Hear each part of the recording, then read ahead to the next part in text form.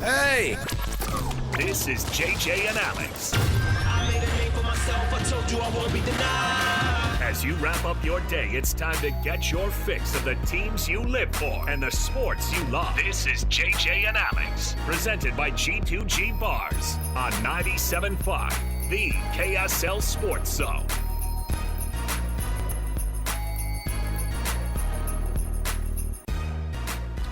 Just like all your local teams have been preparing in the offseason, JJ and I have prepared all offseason just for this.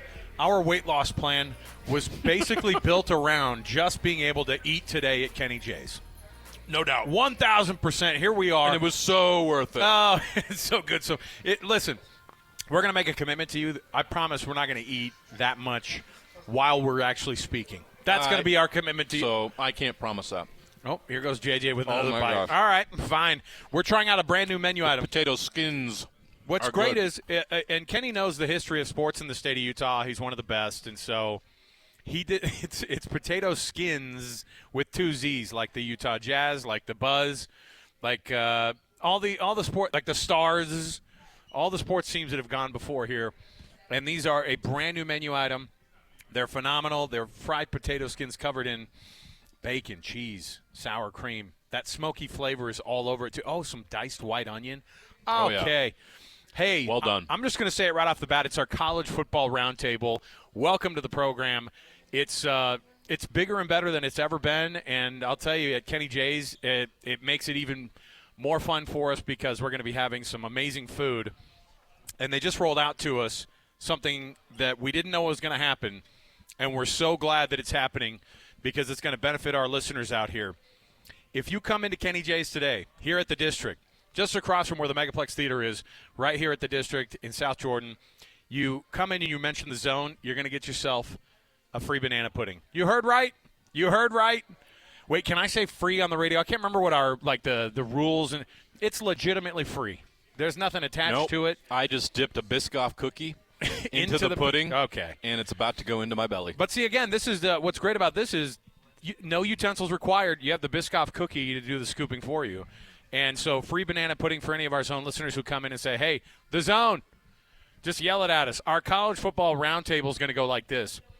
We've got the next 3 hours packed for you of getting ready for this football season. Our aim is for you to be able to have all of the best information, to be the most knowledgeable in your friend group, sitting around the water cooler at work, and rolling your eyes at the people who have not done their homework and decided to dip in right now. So many storylines, JJ. Really, right out of the gate, there are so many things for us to jump into. But all of our colleagues are going to be on the air here with us. DJ and PK are going to join us. Hans and Scotty are going to join us. Jake and Ben are going to join us. And so it's going to be a full-on 3 packed hours. And we're streaming this thing live, of course, across our YouTube channel. We've got the camera set up here. Our fearless leader, Nate, has put up all the cameras, got all the lighting going on. I have not hit Which is great because everybody can see this. Yeah. You've got to come try this. It's not great for a guy who's bald. That's why I'm wearing a hat today. I was about to break out the MAC products and start hitting myself with some powder. Well, you know I got you there. Anytime you need it, I got you covered. JJ's the makeup guy at the zone, so we're excited about I have no problem with that. You're the makeup guy? I've done it for 20 years. Come on in, mention JJ, get a free banana pudding if you just call him the makeup guy. Come on in. Our program is always brought to you by G2G Bars. All natural ingredients and no preservatives make the G2G Bar the perfect protein bar. Let's get things kicked off here. Top of the program, tons to get into. Let's jump in here with The Cut. It's time for the biggest story of the day. This is what made the cut with JJ and Alex on 97.5, the KSL Sports Zone. And, of course, The Cut, as always, this hour brought to you by the good folks at Trajan Wealth, TRAJANwealth.com, for all your trusted local needs in retirement. We're going to have a lot of things to discuss with all of our on-air pals here in a moment, JJ, and for the rest of the day. And I wanted to start things off with a couple of things that are Utah-centric. And when PK shows up, I'm gonna pepper him with a couple questions as well. But some of the things that we've been looking at from a sound perspective, I want you guys to hear some of these clips from some of these guys. And I want you to hear from Devin Dampier right off the bat here, because this is the biggest question mark, of course. I think the excitement level, I mean, it's hard not to get excited. I guess what's more important, JJ, is it's hard not to ignore the fact that last year was so bad. The last 2 years, injury-wise, have been so bad. Yep. You're the hoping for hope as a Utah fan is just so big time. Here's Devin Dampier on how he's confident in himself and this team and the running ability they have as a team and how excited he is about getting this thing going. The run game is something that came natural to me just growing up. I'm never afraid to, pull that ball down and let's go get some yards. So I always tell everyone, I play to win games. So if using my legs is what happens to do that, then, I'm always going to take what's going to win us the game. Devin Dampier. One, he's a great interview now, too. We really love listening to this kid. Have you heard him start to do some – he's doing some ads on the radio. He's doing some TV ads coming up here, He's the new Culligan man. He's the new water boy. He's taking over Colson Firmage's job. Sitting down with us here at Kenny J's as we get you going here. You just heard from Devin Dampier, our own Patrick Kinahan and David James. DJ and PK, nice enough to come by. Did you guys get your free banana pudding yet, or what's going on here? What do we? I have not. How long is it going to take for you to? If you go to the counter and mention the zone, they'll give you a free pudding. Alrighty then. Let's do it. Let that be a word of advice to everyone. Zone. There's a lady in a blue shirt making a break for it right now. I know. Yep. All right. Well, we just heard right off the bat from Devin Dampier. We're going to go. And when you guys talk about Devin, turn me on, man. I didn't come out all the way here to be I got silent. you. It was just you can't hear Wrong yourself with you as well. people. I can turn you up so that you can hear yourself. I think it's a You're making a definite big situation. deal about Devin Dampier. Oh, okay. How many times I got to tell you? Guys from Phoenix can talk. Oh, Okay, it's that simple. Is You he a ever meet Phoenix guy? From, absolutely. oh, wow. What high school did he go to? He went to Pinnacle. two of them. He went there and then I think he transferred to Saguaro, which is over in the Scottsdale area. I think it's the same school that Kenny Dillingham might have gone to over there, just a little old Scottsdale. But yeah, absolutely. Yeah, he's a Phoenix guy, 100%. Well, so he knows how to talk. He's got some confidence. He's got charisma. He's got personality. He really, I like it. and we've been talking about it, that it's the best I've seen for a Utah quarterback since Brian Johnson. Oh, you know what? That's a great comp because I think that when you talk about a leadership style, like he's got that, right? He comes in, and everybody wants to have that question answered about your quarterback room, but what's the best version of this guy? Do you let him be that guy, DJ, that you run around, that you let him do his thing? It sounds like Kyle's willing to let him just kind of – they're like, no, that's a strong part of his game, but I know there's a lot of people who are apprehensive of hanging your hat on a guy who's got an extremely good running game. They want to also see the pass game get developed as well with this guy. Here's the difference between me and Kyle Whittingham. One of us grew up with Air Coryell. And we feel good about seeing the ball thrown all over the place. That was a coach in the early 60s. Early 60s. That's a Hall of Famer. There you go. That is. Yeah. So was Bronco Nagurski. We didn't see him either. Kyle likes running the ball. He's fine with the QB run game. When they've had quarterbacks who run the ball well, it's usually gone pretty well for them. And I think Devin's going to blow by the numbers the other guys turned in. Cam Rising was somewhere between 400 and 500 yards rushing both years. Yeah. That he started and stayed healthy. And Alex Smith was better than that. I think Brian Johnson, it depended on the year. He was all over the map. He ran more early than late. Right. But Kyle's had these quarterbacks who are 400, 500, 600-yard guys, and he's had success. Alex Smith goes in that neighborhood for running. I think he was the most productive of them. Undefeated season. Brian Johnson, undefeated season. Cam Rising, Rose Bowls. Kyle likes quarterbacks who can run. Hey, he's going to have 200 yards alone against BYU. Look at you. Pulling out all the stops. Come on down. Jay Hill's going to come over and take that pudding away. Come on down. Mention PK's 200-yard rushing day for Devin Dampier. Get yourself a free banana pudding all day here at Kenny J's. We're all about the banana pudding. Look, at this point, I don't care what you mention. As long as you make some sort of a reference to the show, I'm going to be bringing out anything. I'm going to make you mention everything to be able to get these banana puddings. But, we put a lot of emphasis on Banana Devin Dampier pudding. and on banana pudding. Hey, try it. You'll understand why. Maybe in the break. But I do want to know. Really good. Yeah, it hasn't stopped the rest of us from PK's not dipping waiting. in. Hasn't stopped the rest of us from There we dipping in. So what I want to know is though, there's one of the things that we've been focusing on so much in this offseason has been the new guys who are coming in, but obviously the offensive line, the non-new guys coming in. We talk about this being one of the best, if not the best, offensive line kind of conglomerate group that we've seen ever in Kyle Whittingham's time, and that's saying something for a guy who's put a lot of guys in the NFL. Is that overdoing it with the amount of talent that's right there? We can certainly overdo it, and we've been guilty of that many times. I think what's more noticeable is we're doing it because Kyle's now said it multiple times. Yeah. He said it in his availability Monday. He does a press conference. He said it on the podium at the Big 12 media days. Jake Hatch, I think, asked the question about whether it was the best line in the country, and he didn't want to go there because he hadn't examined all the lines in the country. But what he could say is it's the best line he'd had. He said it intermittently in between there. So, I don't know, PK, how many times has Kyle told you something before the season started, and it turned out to be spot on? Well, I mean, I think this is a no-brainer, though. I don't think this is a big out on the limb because the NFL has spoken. You got two – Fano's going to go top 10, top 5, depending on, what the team's needs are when we get to the end of the season and we see who is Lomu could be a first-rounder guy himself at the end. Yeah, and so then you got 3 seniors on the inside. So it's really – I don't think he's stretching it to go ahead and say this. And plus, what's the difference at his point? He's not trying to keep his job. He's not trying to politic or anything. He's just calling it as he sees it, and he wants to give his guys confidence because, last year was such a downer. So I see what he's doing. It's not that big of a reach given the experience. And particularly at Utah, if there's certain positions that if you are a multi-year starter, there's a good chance you're an NFL player. Yeah. And we know those positions. They're not receiver. They are interior lines on both sides, and then pretty much any of the 3 levels on defense. Yep. And obviously, if you're a big-time 2-3 year starter at running back, you're probably going to go to the NFL. I'm thinking, what was the last one? Zach Moss. Yeah. But there have been plenty of others. Right there. Yeah. Booker. Yeah, I'm just thinking of the most recent one. And so they're an NFL factory at certain positions.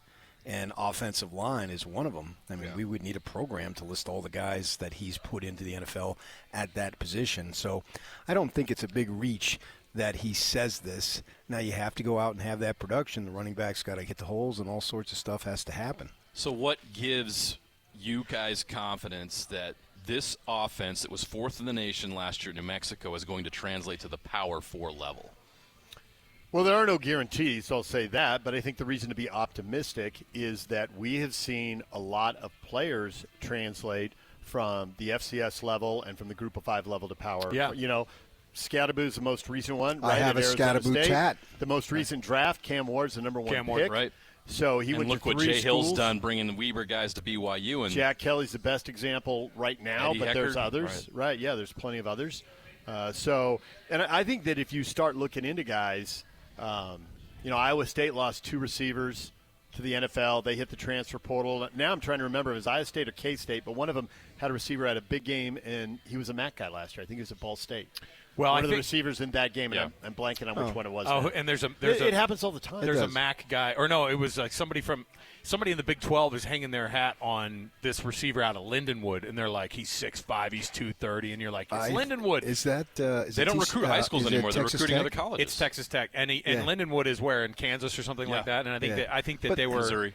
But again, they're like, hey, they're bringing these guys in, and you could have 0 stars and cut your teeth at the FCS level. That's the new high school level of recruiting guys. I think it is, obviously, and we were talking about that this morning.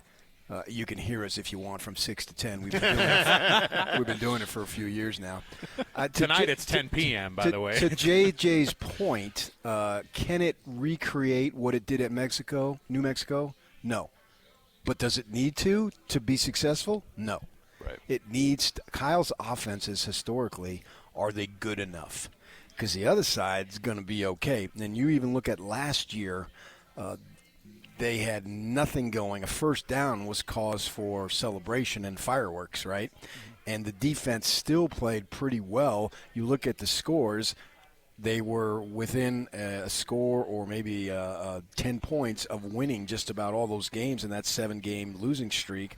Eventually you kind of wear out a little bit. So the offense just has to – it doesn't need to be if it's New Mexico-like, well, then they're going to be really good. They're going to win 10 games. And that 10 games is always my standard. I never anything above that is awesome. And 10 games I think is awesome. And 10 games most likely to get you into the conference final because assuming you go 3-0 in the non-conference, that means you're going to be 7-2. Sure. And maybe you even get actually get more than that. It would be conceivable. Boy, the commissioner really hopes that they don't have a mess at the top of a bunch of two-loss teams. You can't have 4 7-2 teams again for the Big 12. That's not what this conference needs right now. It doesn't, but I think that they shouldn't run from that.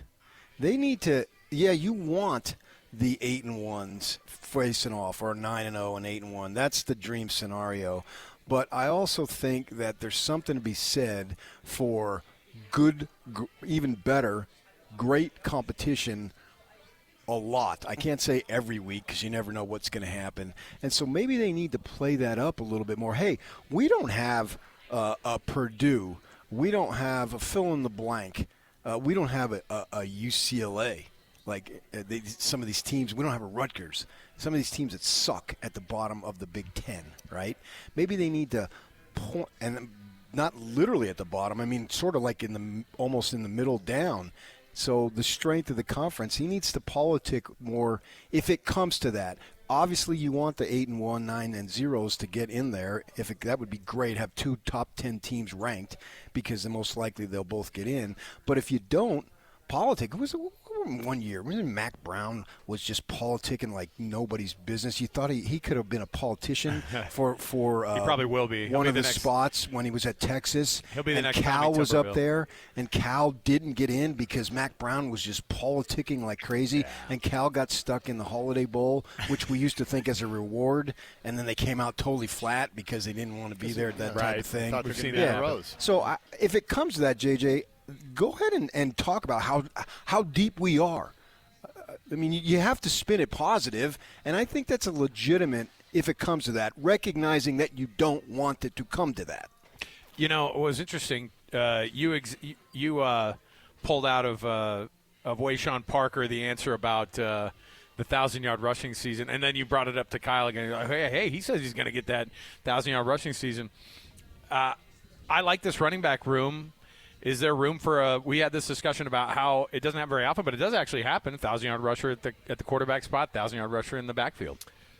It could happen, but I think to PK's point, that's the thing when he was just saying to JJ, they don't have to have it. Yeah. You know, if the defense is even 80 to 90% of what they usually are, if they have a 1,000-yard running back and the quarterback runs for 750, if they're not a turnover machine, they're probably looking at 9, 10, 11 wins. You know, Right. how do they handle close 11 games? wins, DJ just called it. Did you guys hear that? Hey, go up to the counter here. 11 wins, get a free pudding at KJ's Barbecue. If you edit out 9 and 10, I did.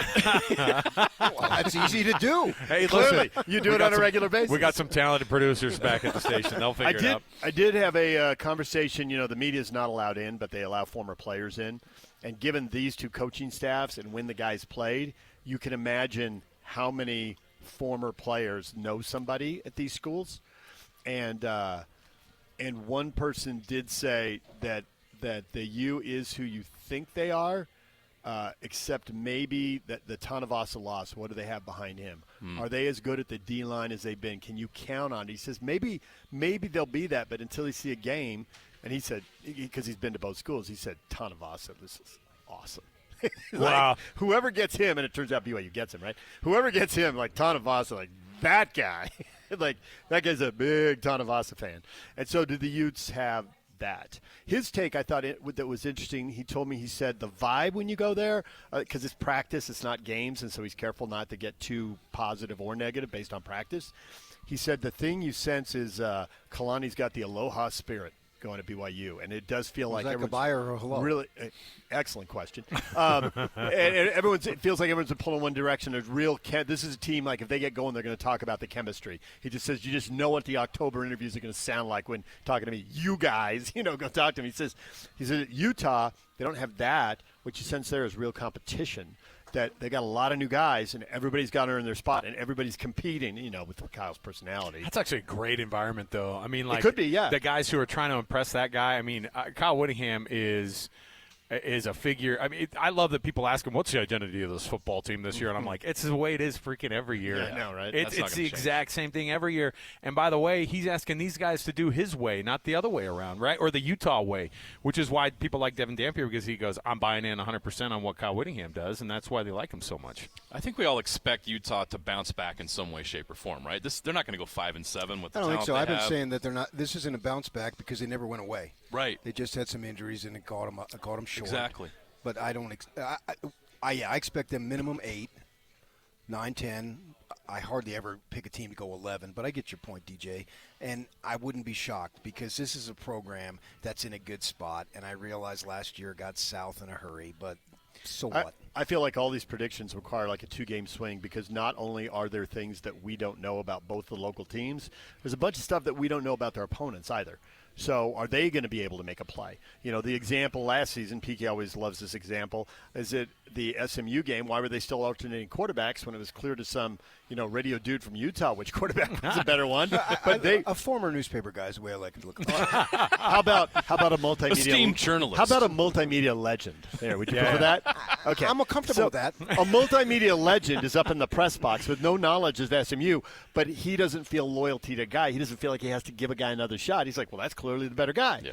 But they have some loyalty to the guy and feel like they have to give him one more drive and one more drive. Well, maybe those 2 drives could have been the difference in the game, right? You gave BYU a pass on a couple of drives. Like, that defense can shut that guy down for sure. I think they're pretty aware down in Provo how 8-4 could have been easily what had happened last year. And by the way, they would have been excited about it. That's back to JJ's point about, are we going to have 4 teams at 7-2? That just may be how the league is. Yeah. Because you don't have extraordinary advantages in, football legacy and even in money, right? I mean, BYU suddenly got all this money and it's all different. Well, Texas Tech suddenly has all this How money. about 4 teams at 10-2? Yeah. Does that do it for you? That's a different conversation. Yeah. Well, it's very different because if their 2 losses are in conference versus 1 loss outside of To that even conference be play. considered for a playoff, don't you at least have to be 10-2? In the Big 12. Yes. Like Alabama was considered at For an 9-3. at-large berth, Right. yeah. I get They were You considered, can't but they have didn't, more they than didn't 2 get it. losses to even dream of it if you're in the Big 12. There's no room, by the way. The ACC And this league needs 2 teams in this year. for sure. Well, here's the thing: is And they better have 8-1 versus 8-1. They no, better have that's 11-1 exactly right. versus 11-1. Or maybe even that crazy undefeated team, because otherwise, if the ACC and the Big 12 are going to put in, one of those conferences is going to put in a pair of teams a year, and you got to steal that other one away from the ACC. SMU, you look at and you go, really, is that who ended up going in? And that was the pick that they had as a committee. But now they're making all these adjustments to what the metrics are going to be, and then you go, are they just going to sneak in a backdoor 9-3 Alabama team into the future? Is that why they made these adjustments? And then you go, you might only get one in the 12-team playoff. You might only get one in this version of this from the ACC and maybe even only one from the Big 12, because then they'll put another Big 10 team in or another SEC team in.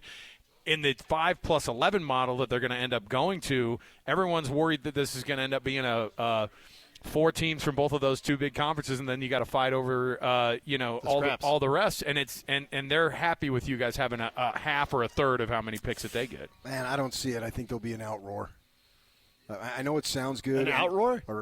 That's like an outrage and a roar together. It would be an outroar. You know what I mean? I think there'll be There'll be outrage. Yeah. There'll be a roar. By There'll whom? be an outroar. By whom? Go with it. It's a new word, but go with it. I think it works. the public will be outroared. I think we got a new. But I think we got a new code word. Come on, say uproar. If you say Or outroar. say zone or outroar and get banana pudding. I seriously think if that happens, and a couple of those SEC or Big 10 10 teams, teams yeah. have losses to some 1 or 2 win team, like losing to Your Northern Illinois from Notre Dame last year, maybe. or Vanderbilt with Alabama. Alabama. I really think there'll be an outrage. An Had a upright kid. All Had right. a kid. Hey, But listen. Alex, I think you're right. I think that's why those rules were there. The rules, they're tweaking the rules so that they can look at the coaching like, you get 10-2, you're going to be in because you're going to have to win big games. You're going to get credit for No. it. All the 10-2s will be in the SEC, and then the 9-3s will be maybes. Well, depending on the year. JJ brought it up. He's like, look, why did they make these adjustments every year? BYU winning a national championship in '84 was too much for the big guys. The BCS got busted too many times by teams that were not part of the club. And so there's that part of me. I hope that there's an outroaring an uprigging of fans. I hope people are up in arms. Maybe a bunch of people will be PO'd. Yeah, I hope so. I hope there's you march on the NCAA office. No, they don't do anything anymore. You march on the Gaylord Hotel there in Great Mount, I don't Texas, have any where they all more room. meet. I'm already filled up on my marching stuff on the weekends. I got nothing left. I got no more room. All right, we're going to take our first break. We've got a lot to talk about. I'm going to talk about year 21 with Kyle Whittingham and what that looks like. And anytime PK's around, I try to force something out of him that he had in a personal conversation with Kyle Whittingham. It never really works, but, you might get a little wink and a nod about what this 21st year looks like from Kyle Whittingham as he goes in and tries to right that ship. He called it a debacle multiple times. A debacle multiple times. He's like, I don't know if it's a debacle, I guess. He said it to us at Big 12 Media Day. Said it again this week. So he has a definite – like he might say, I haven't really thought about it. It was kind of a debacle last year. It was an absolute embarrassment for him the way he felt because it wasn't fun, and that was a big deal. We'll take another break here. We'll come back. We've got more to go. Come down and get that free banana pudding by mentioning the Zone.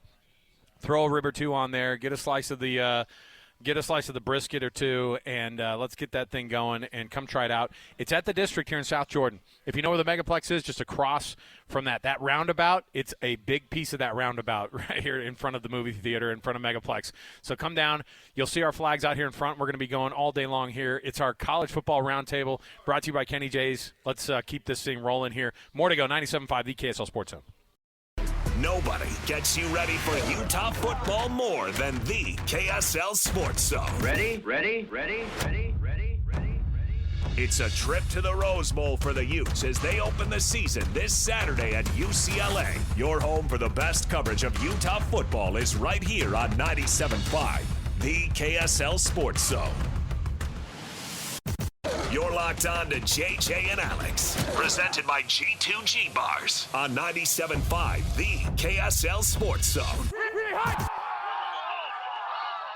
Welcome back, everybody. JJ and Alex, 97.5, the KSL Sports Zone. Alex, Kirry, Jeremiah Jensen, David James, Patrick Kinahan, DJ and PK, nice enough to hang out with us here on our College Football Roundtable. Good thing to get kicked off here with. And we've been talking a lot of Utah right at the front end here, and it's appropriate that PK is going to be making that trip down to L.A.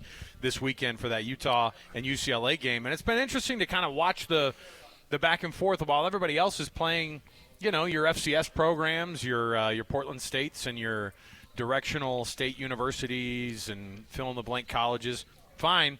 Utah goes back to a place that they have had a lot of success, down at the Rose Bowl, taking on this UCLA team, a team that they've beaten a lot down in that building more often than not recently.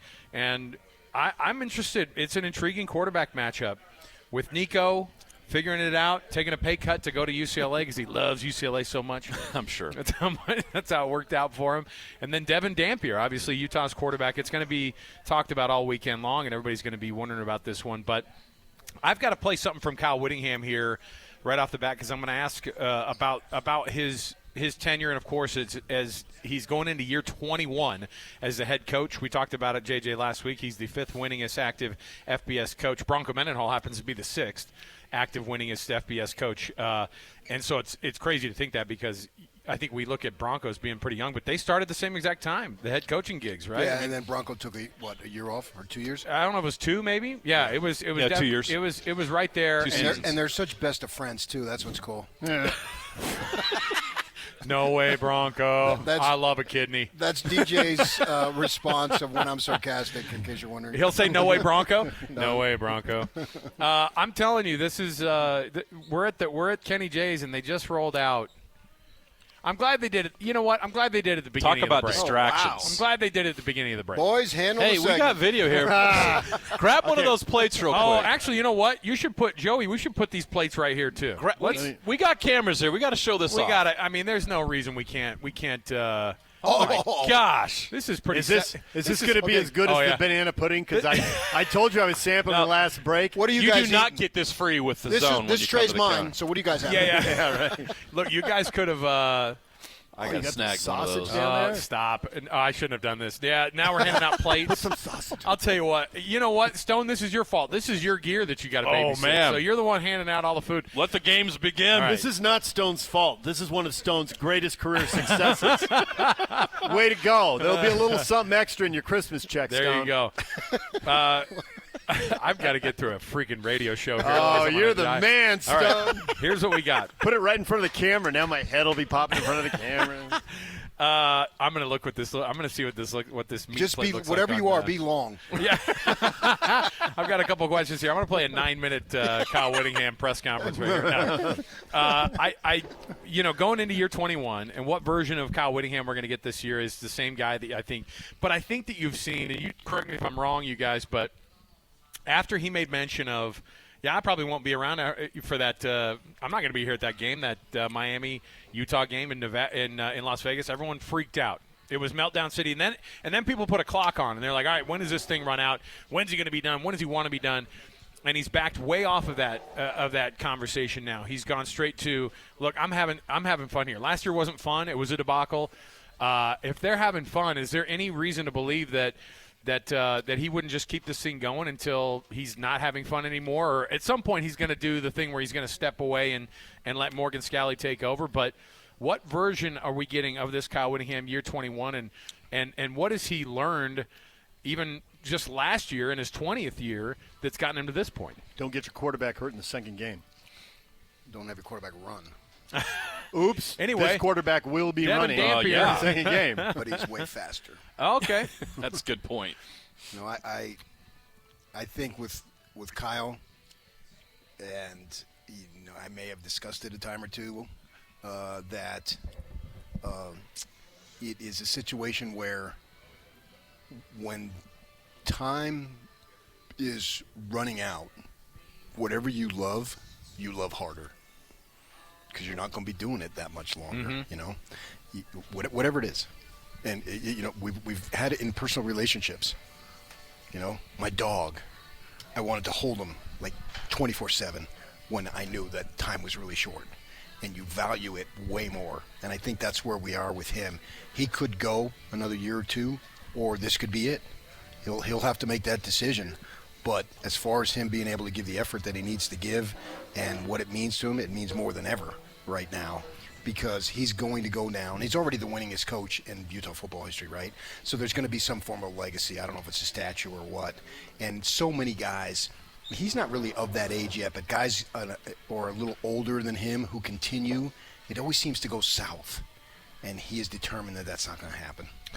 If I want to jump in on a short soundbite here. Not enough of a soundbite for us to eat a full meal on, but we can get a couple. Speak for yourself. Oh, this dude. It's my cue to grab a rib. Just play the live version of Stairway to Heaven or something. Oh my gosh, it's we start dipping into the Arrows playlist on some wild some Pink Floyd. And let's jump into what Kyle Whittingham said about. He was asked the age-old question about the team's identity, and Kyle Whittingham's not going to stray very far from these usual answers, but he looks good. He looks like he's ready to do this thing, and I know that we talk about his age a lot, but this is a guy who looks in as good a shape as we've seen in a long time, and he's loving this thing, and he's brought the long hair back. Here's what he said about this year's team identity. There's a lot of new faces, I can tell you that. So 50% of the guys we got weren't a part of what went on last year. But we're excited about the things we're doing on offense. It's a new scheme and new quarterback and hopefully some good stuff there. Defense has been very solid all through fall camp. But you never know what you're going to get until you line up and play somebody else. You can only learn so much playing against yourselves. But I know our guys that were here last year and went through that debacle, I guess, for lack of a better word, are excited to get back on the field and get going and try to make a better showing. Officially a debacle from last year. I know that people want to know, too. I asked the very question at the top about how much you're going to see design quarterback runs, and I'm glad that he is not running away from the fact that Devin Dampier does run the football, and that's one of his strengths. Here's what he said about design runs versus improv runs for Dampier. He's very elusive breaking the pocket, I can tell you right now, so it might be close to 50-50 in that regard as far as design, pure QB runs, and him just getting out of jams. I'll say 50-50. That's a safe starting point. Getting out of jams, that'll equal a couple of games probably getting to that 100-yard mark probably for him. But I think in year 21, what do you like about Kyle Whittingham and what he's doing? And PK, I'm not asking you to reveal anything because maybe he doesn't really know yet necessarily, but how long does he want to keep doing this? And will this year's outcome determine whether or not what the future really looks like for Kyle Whittingham? Yeah, I think it can. I definitely think it can because, I've talked to him about it, obviously, and he's got grandkids, and he missed stuff with his kids. I literally know this because I did it too. I was going to say you missed the same events probably. Literally. It's why they're so. Yes. Yeah. So I know of this. We've been there. We've been there together, and so he's got grandkids coming up. I think he's got 10. And wow. the oldest ones are getting older. Obviously, we're all getting older, and he doesn't want to miss that, and he wants to be involved, and he wants to do other things, and sometimes the job can get in the way, obviously, because there's a lot of time on the road recruiting and during the season, and even home games. If your kid happens to be playing Little League football, you got to be at the stadium at 10 in the morning, and you end up being on the phone, and your wife is describing what's going on. I mean, I just know that. And BK's kid just dropped the ball. That's the play-by-play. So, yeah, well, why is he on this team? So with that in mind, there's other things. And his dad died at 64. Yeah. And that is a profound impact. Is that where he's at right now, by the way? He'll be 66 in April. Okay, 66 in November. Okay. And so he is cognizant of that. We talked on his 64th birthday about how sobering it was for him, because that's literally the age his father died. And his father then didn't get that opportunity with his kids. And so he wants to have that opportunity with his grandkids. And he said on our air, Alex, you were right there. He said, last year was so bad I couldn't go out on that, which obviously then leads to the flip side. Well, if it's a great season and you couldn't go out on a bad one, well, then maybe you can go out on a good one. If you have a good one, bad one, and you don't go out on a good one, when are you going to go out? What's the plan? But the paycheck, the money keeps going up too. And Kyle, like DJ, he loves his money. Hey, but you win and those numbers go up even more. Yeah. That's also for DJ too. Why was everyone laughing? like every person ever born. Yeah, I mean, he got in the Rose Bowl, I think it was $650,000 each year bonuses. Crazy. It's nice. Yeah. Which was like the that's a lot of banana pudding. Mention $650,000, get yourself a free banana pudding right here at the Kenny J's. Let's take another break here. We'll come back, and we've got the sides showed up too. It's unfortunate. It's unfortunate that all this food's sitting right here in front of us. It has to be eaten. It's got to get. You know what though? We got a good crew here, and I think we could take a big dent out of it. So let's get this thing going. We're at Kenny J's here at the District, just across from the Megaplex Theater, inside that roundabout that gets you to the movie theater, and this is the heart of it right here at the District in South Jordan. So come check it out for yourself. Dip in on some of this, man. Come give it a shot. Are the potato skins officially on the menu too? Okay, all right. So we weren't just like we weren't your test subjects. Okay, you guys had done a lot of testing already because they were really good. Oh, good, he got them right here. Well, let's take a break. We'll come back. We've got more to go right around the corner at Kenny J's. It's our college football roundtable, 97.5 KSL Sports Zone. Let's go! Complete game coverage of the Cougars is right here on the KSL Sports Zone. The Cougars open the season at home at LaBelle Edwards Stadium as they welcome in Portland State. Your home for the best coverage of Cougar football is right here on 97.5, the KSL Sports Zone. You're locked on to JJ and Alex, presented by G2G Bars on 97.5, the KSL Sports Zone. Welcome back. JJ and Alex, 97.5 the KSL Sports Zone. It's our college football roundtable. It's our annual get-together of all the on-air staff here at the KSL Sports Zone. We get together. We have some food. We invite you to come enjoy it with us, and then we talk some college football. We've got lots that we're dipping into this hour. We have a lot to still cover the rest of the way here. And so if you want to come down and grab something to eat and then listen to the show here live and watch it live, you can also stream it live. Oh, boy, all the different things. The KSL Plus app, the KSLSports.com. You can go to our YouTube KSL Sports channel. You can also go to the KSL Sports Twitter page and get yourself the live stream as well. The setup is great, and you can see the food, but don't just see it. We don't have smell-o-vision. I know this feels like something we should have had by 2025. We were told when we were younger. There's an idea. It was supposed to be here, but we haven't seen it yet. Flying cars and smell-o-vision, it's not happening yet. So get in your regular car and come down and get some real food right here at Kenny J's. The barbecue is legit, so get yourself going on this thing. DJ, before we let you off the hook here. We didn't get to chat anything with you and PK about BYU yet. What do you do with Bear Bachmeier this first week? Like, how do you handle it? Do you get him to the third quarter, and if it's a blowout, pull him, or do you just want every second and every play you can get with this kid as a true freshman? I would think that you don't baby him at all this game. You push it. This is a great game to make mistakes and still know you're going to overcome them. This team got blown out at home by Tarleton State, who plays in the WAC with Utah Tech and Southern Utah. So there's a massive talent gap here. So I wouldn't try to baby him. I would try to, have him push the ball down the field. That's what A-Rod loves anyway, right? And ask him to make plays. And if he throws a pick, that's a learning experience. If they don't get a playoff, that's a learning experience. I would push him, challenge him, because this is the – PK and I were talking about this morning. This is literally the worst opponent he will play in football the rest of his life. He's right. Every other team – I mean, they're not just FCS, they're bad FCS. They're bad FCS. So even with a money game going forward, I would bet that those money games are against better competition than they're going to see. And I'm not sure off the top of my head what their money games are. Yeah. I think they're playing Utah They Tech. got Utah Tech Utah next year and Southern Utah and Weber probably in there. So and the same cast of characters we're going to see Utah playing as well. Yeah, DJ, I agree. If you're good enough to win the starting quarterback job at BYU, whether you're a senior or a freshman, there's an expectation that you can go out there and do what they expect you to do and ask you to do. They don't care if you're a freshman. You're going to make mistakes. We've seen senior quarterbacks make mistakes. Max Hall made mistakes. He was still great. So why hold back? Why worry about it? Just if he's the best player at that position on your roster, roll him out there and live with the results. Stanford will be coming to BYU for only the second time ever.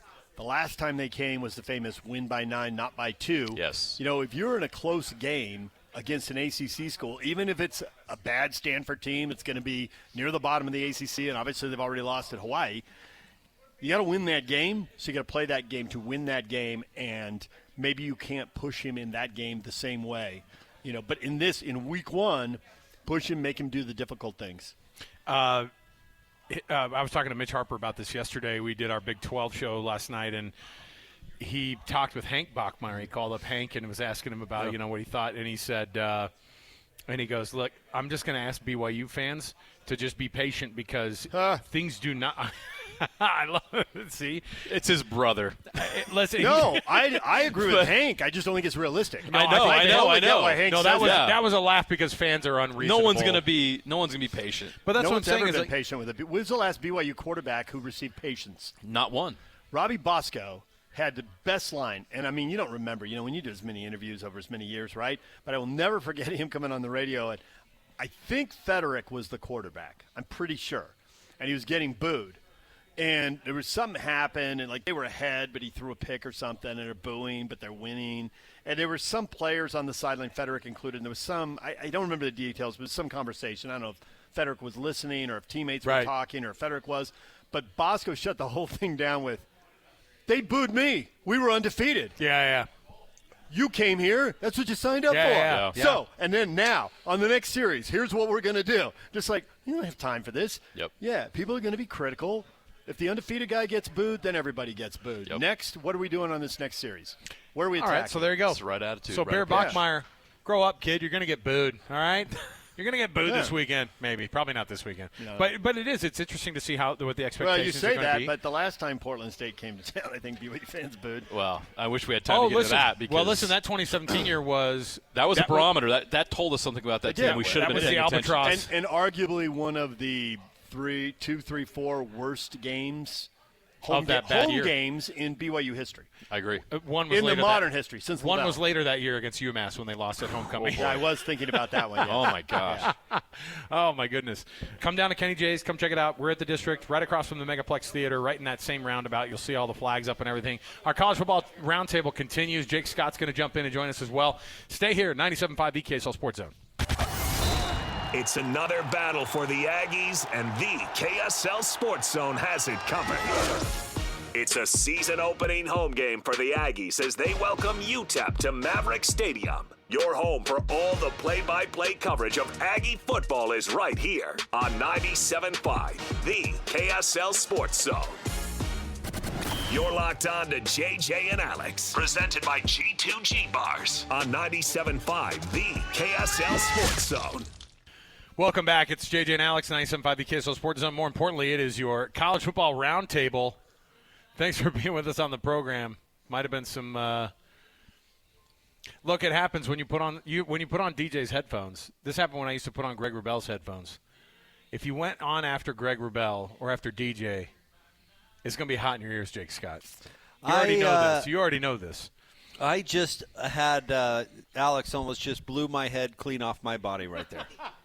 that was so loud.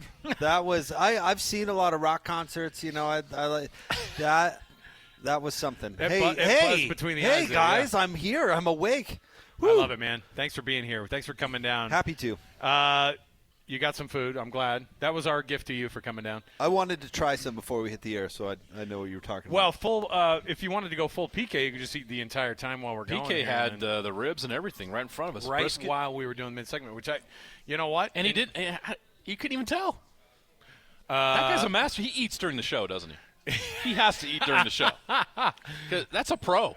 Well, I think the rest of us have been taught not to, but PK, throw it to the wind, man. He'll eat barbecue whenever he wants. We're at a freaking barbecue joint. We're going to eat barbecue, my guy. What are they going to do, ask us to wait when it cools down? No, you want it hot, man, so let's get it going. Can I tell you guys a funny story about, and I wish Scotty were here because Scotty could tell you this better than me, but I had a chance to fill in and host their show with Lavelle and Mac on Fridays, and I had a chance to do that a few times. And if you slid food in front of those guys while they were doing the show, it was just, well, it was a third down, and they just, and what are you going to do? Go tell them to stop? No. So this pizza reminds me, we were recruiting a guy out of Southern California. Oh, so you can always get a recruiting story out of those guys. That was a fun show to do. That was a cool opportunity. Here's the deal, Jake, because one of the things, by the way, our show brought to you by G2G Bars. Got to get the mention in there for them. G2G Bars, perfect protein bar. Give it a shot today. Also, let's kick off things as we always do with the cut. So we'll get the show going officially so we can feel like we're doing real radio here. So let's get it going right here with the cut. It's time for the biggest story of the day. This is what made the cut with JJ and Alex on 97.5, the KSL Sports Zone. Doug Smith brings you this portion of the program, an incredible selection of Kia, Subaru, Chevy, Jeep, Dodge, or Ram, and now Mitsubishi in American Fork, Spanish Fork, and in Linden. Give it a shot. Give those folks at the Doug Smith dealerships. Nobody knows cars like Doug, so give him a spot. And, hey, give Doug. him a shot. Remember the old Hey Dougs? Of course I do. Jake, we did a ton of Utah last hour, and I'm not going to put a bow on it, certainly, because we have all day to talk about all these local teams here, but since we were still kind of in the vein of it, and before we get into some BYU talk here, what are your thoughts on Kyle Whittingham, year 21, and how they're able to right that ship from last year? I feel like everybody knows last year was the outlier and not the start of some overall meltdown of this program. Oh no, I mean, don't be overly dramatic. I mean, Coach Whit, that's amazing. 21 years. How many of them have been quote unquote down years? 3. Right. That's it. So certainly the program deserves the benefit of the doubt. I agree with that. But the problems with the program have actually been consistently there as well, and then those have gotten amplified really the last 2 years, even though they salvaged a decent season the year before. And so it's interesting. It's yet another, new offensive coordinator. I know Andy Ludwig was there for a while and stopped number 2, and we kind of forgot about the running storyline of yet another offensive coordinator up at Utah, because the defense is always the defense, and it's always fine, and it's the one constant, and they run the program that way. And then it's finding the complementary offense that will make it work. And it did not work really for the last 2 years. And we can, obviously get into that. Everything has its reasons. But, the big story is, does this new offense fit with Utah's defense? That's always been the story. Yeah. And once again, it always or it's going to be a story all year long with the new coordinator, who I like. I like his story. I think he's very capable, and he sounds way older than he looks, which I think is pretty cool. Yeah. So I'm interested. I'm interested to see. I mean, I could give you reasons I think it would work. I can give you reasons I think it won't. So it's a spread offense. I can't recall like a legit spread offense ever being 2004. run. They ran the spread. So They to called perfection. they called it the Utah spread. Yep. Yeah. They've run the spread and successfully. Obviously, in Whittingham's time, it hasn't been much. Well, It it just depends on the offensive coordinator, obviously. Witt made Ludd run the spread in his first stop. Yep. So Brian Johnson was running the spread. That was the spread in 2002. They made Aaron Roderick run the spread. They made everybody run the spread, with the exception really of Norm Chow and then Andy coming back the second time. And Norm Chow going straight pro style too was awesome in their first year in the Pac-12, which was better than it should have been. And that's when they brought the tight ends, and the tight end started becoming a thing in Utah. They've definitely run their fair share of spread. Now this spread is more like, if you want to compare it to Utah's history, this spread's going to be more like the Dave Christensen spread that was. This is more like the Robert and I kind of spread, right? Which is where it comes from. It's not like it is the Robert and I spread. It obviously has ties to Michael Leach. Are we going? Is this go fast, go hard? Well, this is good. Well, I don't know if the pace will be the same. Okay, but the concepts are similar. So Beck was asked about that. And he answered. They said, "Are we going to see what kind of pace are we going to see?" And he hawed it. But what he did say was they are going to go no huddle. So that by itself tells you, what I want to see is this going to be run to the line of scrimmage so they can't substitute, and then sit in the stance for the rest of the clock, or how exactly is that going to look? Did you see Did you see one of the new college football rules? It went into effect, I think, during the Iowa State and Kansas State game. You saw the first version of it. There was I think Kansas State was kind of going quick, or maybe it was the other way around. Either way, what had happened was a guy on defense was like telling another guy he seemed like he may have been banged up, but it also might have just been the straight up I'm hurt cheating situation we've seen in college football. So the new rule is if they set the ball, if it's spotted, there's no version of you, and then you go down like, oh, I'm hurt. Your team has to take a timeout, and so they forced those guys to take a timeout, even though they were trying to like get some sort of a weird like, oh, my ankle, and but teams. So the premium of going fast now that'll pay off on an offense now to be able to say, hey, these defenses can't fake anything now. They're not going to. They're going to have to try to figure out a way to make sure that they are trying to slow you down in a way. I don't remember what game it was last year, but they could not. The team could never get a player off the field. They had like 7 illegal substitution penalties, and BYU has fallen into that sometimes. Where Utah has gotten to a science of as soon as the offense lets a guy off the field, they start walking Keanu Tanavasa off. He starts drinking slow, on the way off the field, and so. To watch Utah's offense go at a quick pace is going to be a pretty fun thing to watch. What does this defense do? We have so much talk about the offense. I want to see Lander Barton get back to the non-injured, like making an impact. And everybody's talking about all this stuff about how he and Smith Stone are taking offensive snaps. I actually don't care. I'm more interested in this defense not just having a really, really good, solid defense like they're going to have with Morgan Scalley. I want to see Lander Barton have a freaking year, man. Well, let me throw this out there, guys, because you just like, Utah's defense is going to be good. They're going to be good. They were good last year, but they didn't create havoc last year, Jake. They did not have a lot of forced turnovers. They didn't get to the quarterback as much as they used to. There weren't those big-time plays. I don't think they talk about that streak of having a pick six or a defensive touchdown for like 20 straight years. They didn't get that until I think it was the Iowa State game last year. So that defense has got to step up a little bit too and make more plays, be more disruptive. I don't disagree. It's kind of funny with Utah's defense that it never gets. Like, it's so consistently good, it never gets the blame sometimes that it deserves. Ben and I the other day were talking about it deserves. That sounds so harsh. But Ben and I were talking about a previous UCLA game where Joe Williams ran the ball for 300. What was it? 332. 332. Yeah. But what you forget about that game is UCLA was carving the Utes up. UCLA still was alive in the last minute of that game. They had to have that historic performance to win. But the thing is those performances are usually the weird blip and not necessarily the norm. And we've seen so many good defensive linemen and so many good corners and so many good safeties. And linebackers have been fewer because I think that linebackers are less important to the defense than other roles. But obviously Devin Lloyd proved that you can be perfectly Karene successful. Reed just made the Denver Broncos right. 53-man roster. You can do fine doing that. Yep. So there's always been some defenses are better than others, for sure, in Utah football. And but the good news about that is, like, they lose Tanavasa, right?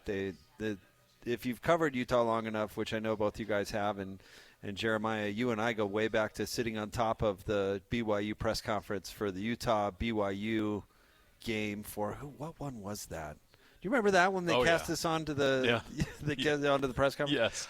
Utah's going to have another defensive tackle. Yeah. You can set your watch to it. They're going to have another tackle that's ready to go. In the defensive line world, Utah has a reputation, and you want to go there and you want to play there. And they're always going to have dudes there. Always. I think Can they you think name Dallas a season when they didn't? He's going to be that guy this year. They really like him.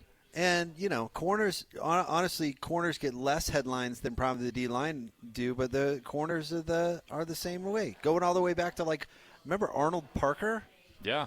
I mean, that's 2003 Utah. Going back a long way. Yeah. So, I mean, it's funny with the Utah defense. You can say, not to go circle back 5 minutes ago and then what you were saying Utah needs to play with more of, but that's really small in the weeds thing. You know what I mean? Sure. When you can, it's actually a compliment to Utah football to be like, well, if they really turn it up, they will, be in the top 10 in, does that make any sense? Yeah. It so does. all that stuff, because I think you just accept and assume they're going to be great, and I think people are like, you guys are talking too much about Devin Dampier. Well, of course we are, because that offense has not been good the last 2 years for obvious reasons, and last year it was bad, and this team has a lot of good players on it, and if they can't get an offense out there that can at least be decent, like middle-of-the-road FBS stats, then they're going to struggle again, and that would – what are the consequences of Utah having another season like last year?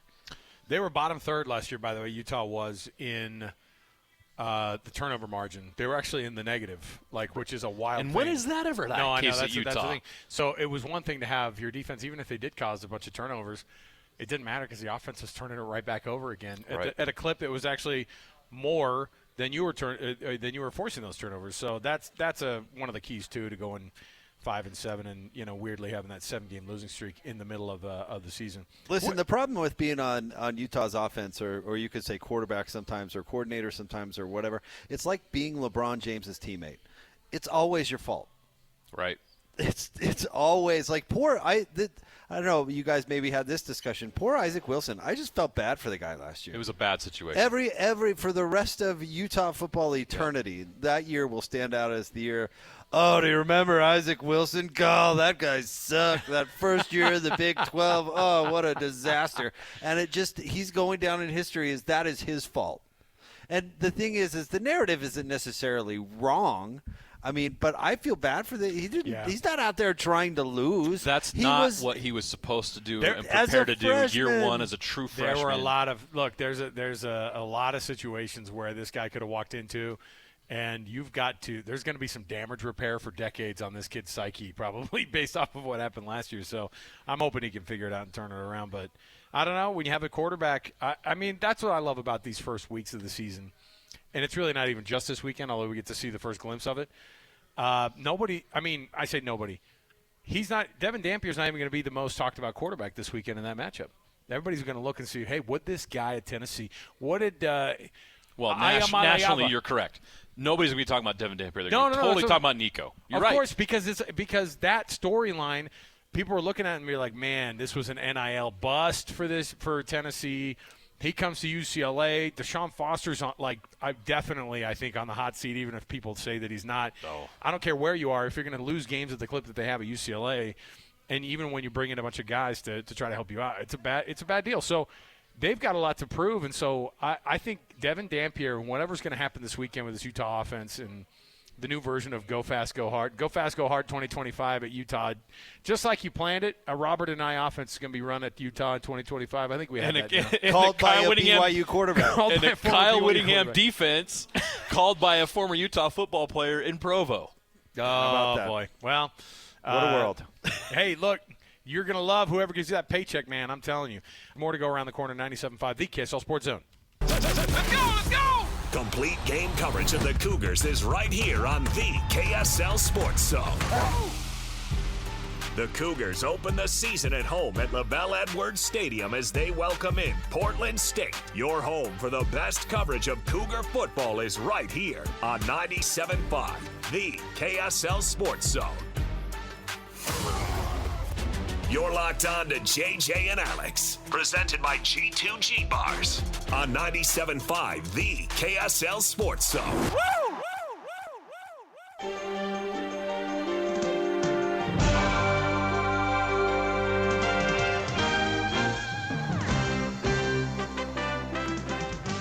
The expectation is to win a championship, you know. I think the individual expectation is we want to complete the ball. We want to put the ball in our playmakers' hands, and, you know, we want to go score touchdowns. But the end goal is to win a championship.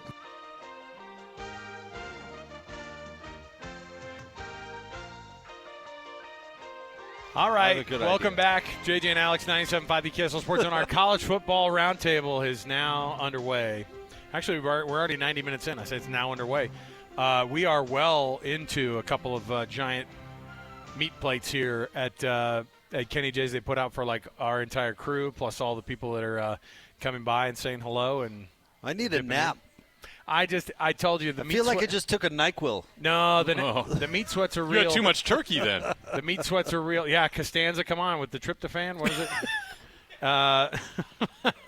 The food is great. It is great. Phenomenal. Listen, that was Bear Bachmeier. BYU's true freshman quarterback. I don't know if you guys heard this. He's the first one to start a first game of the season. I had no idea. Yeah, and I think they're setting this kid up for failure. I've heard all versions of how this thing's going to happen for this guy, but he said it. Kalani, you just heard that quote. He goes, "Look, we want to win a championship. We want to win a championship." Now, that might be a Big 12 championship. It might be obviously this year asking that. Settlers of Catan championship. He plays that. I love that game, by the way. He does? Yeah.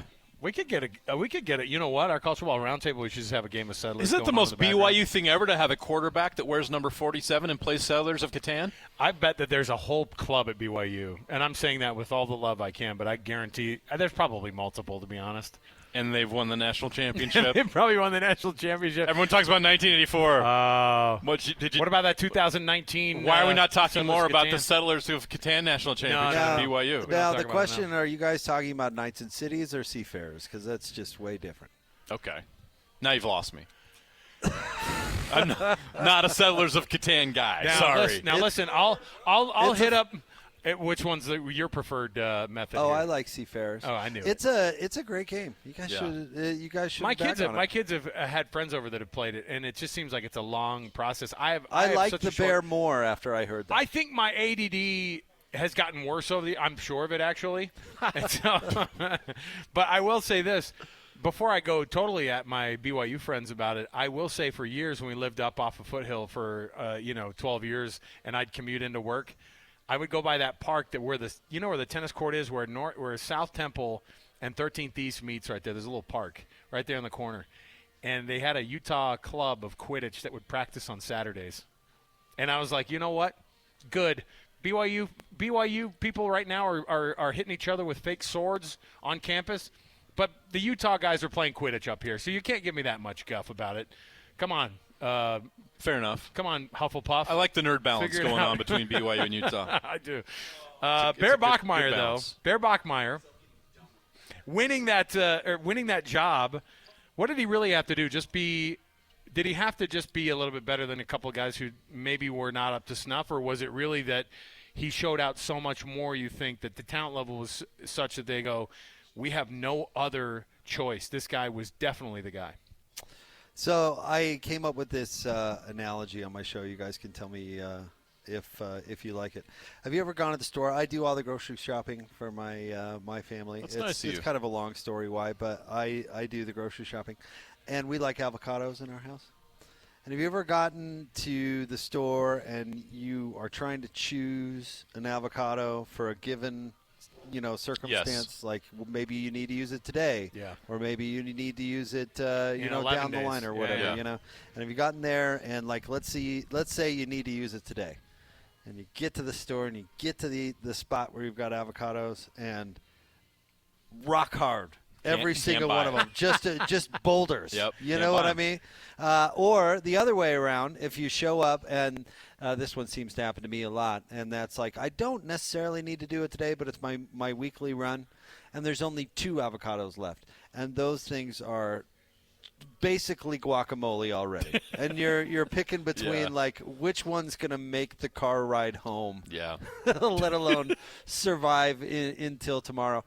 And I thought with BYU they might be in a circumstance where they're trying to pick the less mushy avocado. Yeah. No offense to the Bear, but I get your there's analogy. no way they want to start a true freshman. I do love how you call him the Bear, by the way. I do. Every time I tune into you guys and you're all, look, the Bear's going to be great. And I'm like, I want to call him the Bear from now on. I just don't know if his parents are going to. I don't know. I think the Bear sounds cooler, too. Oh, it's such a good sports name, too. I think this is true. Any quarterback battle you see, the coach is going to look at, okay, is it close? Okay, then if it's close, what's the tiebreaker here? And unfortunately, sometimes, okay, if the true freshman is just as good as my junior and my sophomore, how much better is he going to be with 1 start, 4 starts, 2 or 3 years down the road? Let's just go with him right now, because then he's our guy for 2 or 3 years. You know that's the mentality sometimes. So is Kalani's job on the line this year? Of course not. Or any of those assistant coaches, is their job on the line? No. They all won a lot of equity last year with 11-2. So nobody wants to come out and say, this is a transition year, the expectations are low. No, they're talking about winning championships because they believe it, and everywhere else they have the talent for it.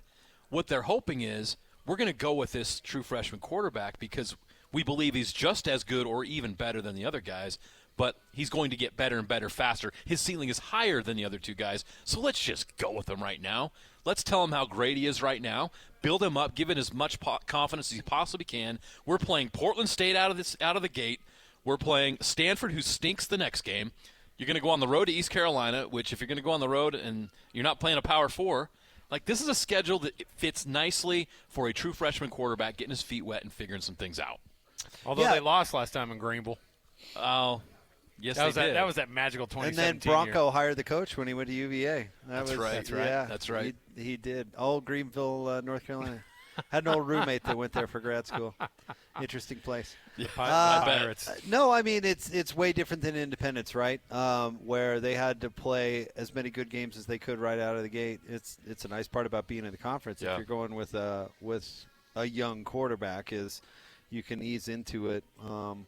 You can ease into it a little bit. I just think he's inevitably going to make some pretty catastrophic mistakes, and I wonder how patient everyone is going to be. They're not. I think but the that's team, okay. but the team will be the right level of patient with him. I think Fans aren't going to be patient with him. I think the people in the locker room are going to be patient with him, don't which is all that care. really matters honestly, for him, right? Well, but that's exactly right. But we've kind of seen this story in BYU history. They went with Jay Keeps, and it didn't go well.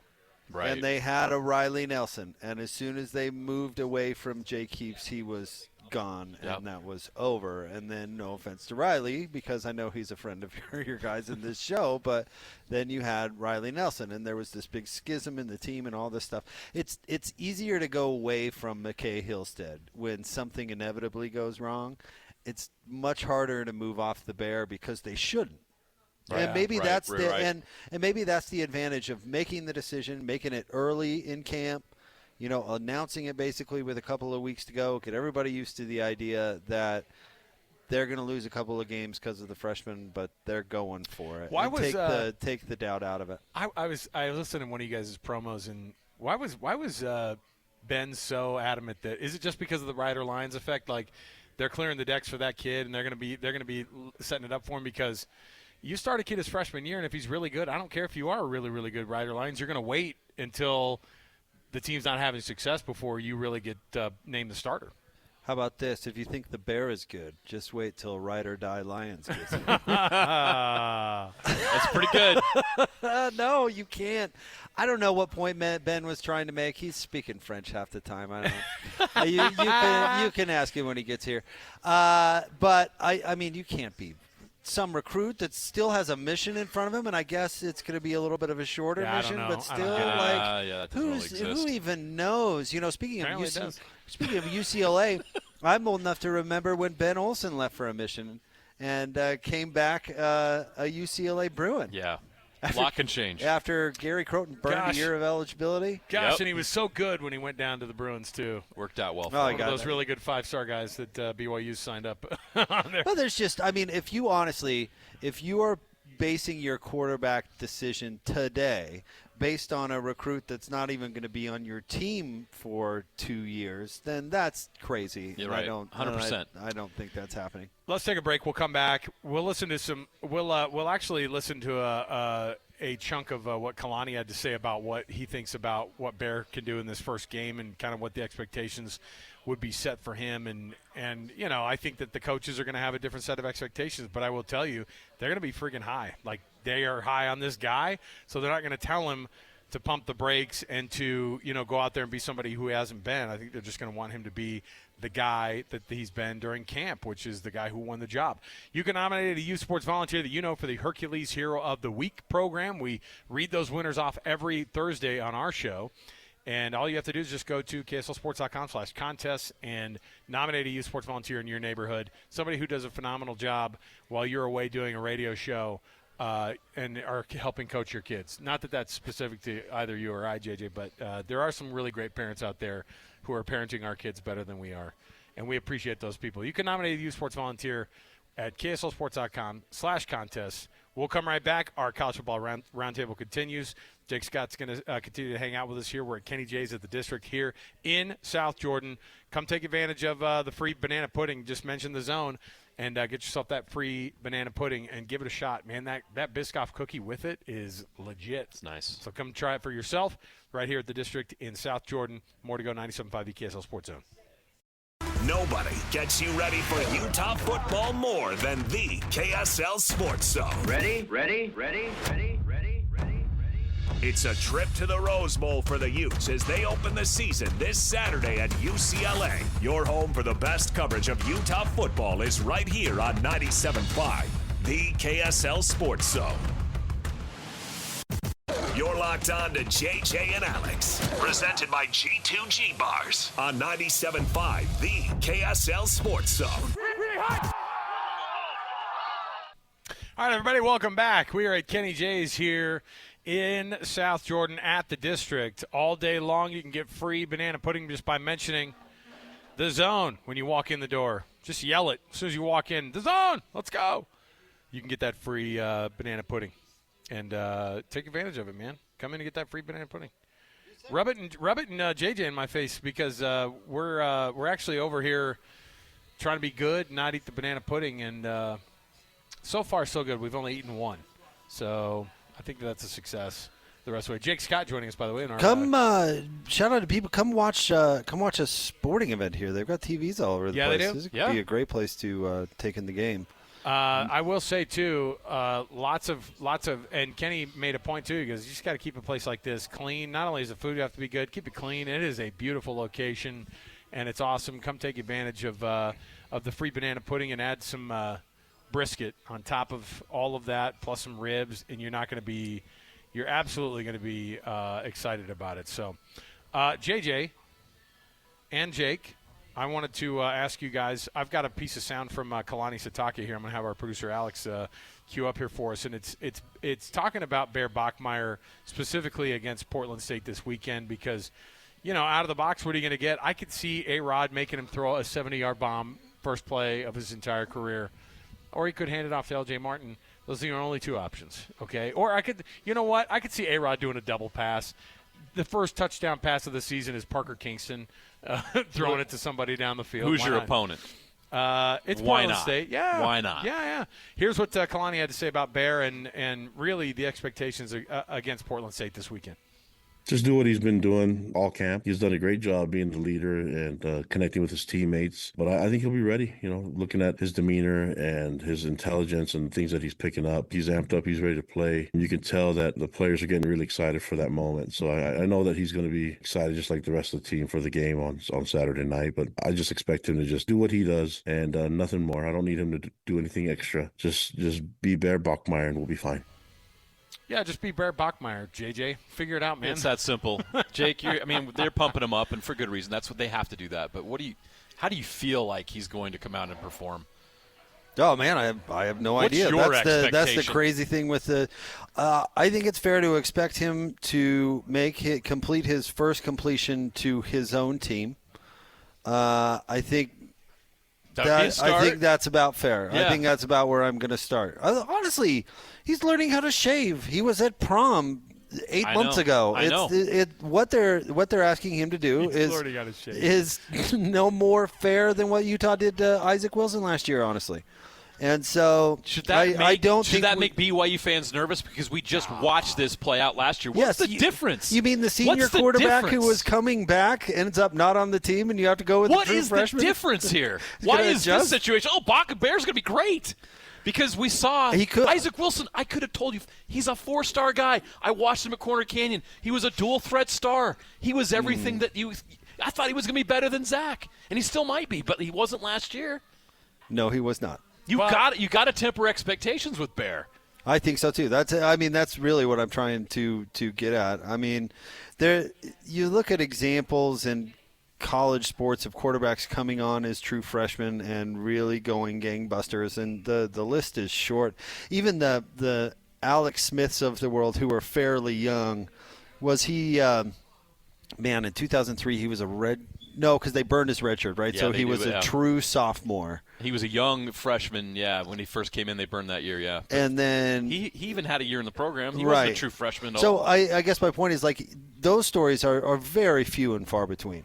So if you tell me that the Bear could come storming onto the scene as a true freshman, okay, yeah, I watched Johnny Football. I mean, yeah, it's possible. Trevor Lawrence. Right. But it's not likely. And to expect that is unfair to the player. That's my point. And so I hope people will certainly keep that perspective. So what do I expect? Well, I expect him to connect his first pass to a member of his own team. Because we've seen that happen, too, where somebody comes into the game and their first pass is to the other team. Right.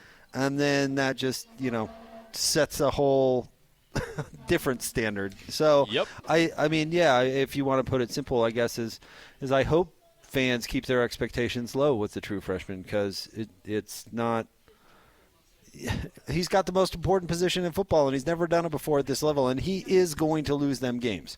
There are going to be specific games this year that you point to and you go, wow, the Bear really lost that for him. Yes, that's going to be a thing. So brace yourself for it and try not to light the kid on fire when it happens. Yep. They're like, no, I am tempering my expectations. Then he throws for 4 touchdowns this weekend, and you go, expectations now through the roof. Yeah. And it's back to being unreasonable again.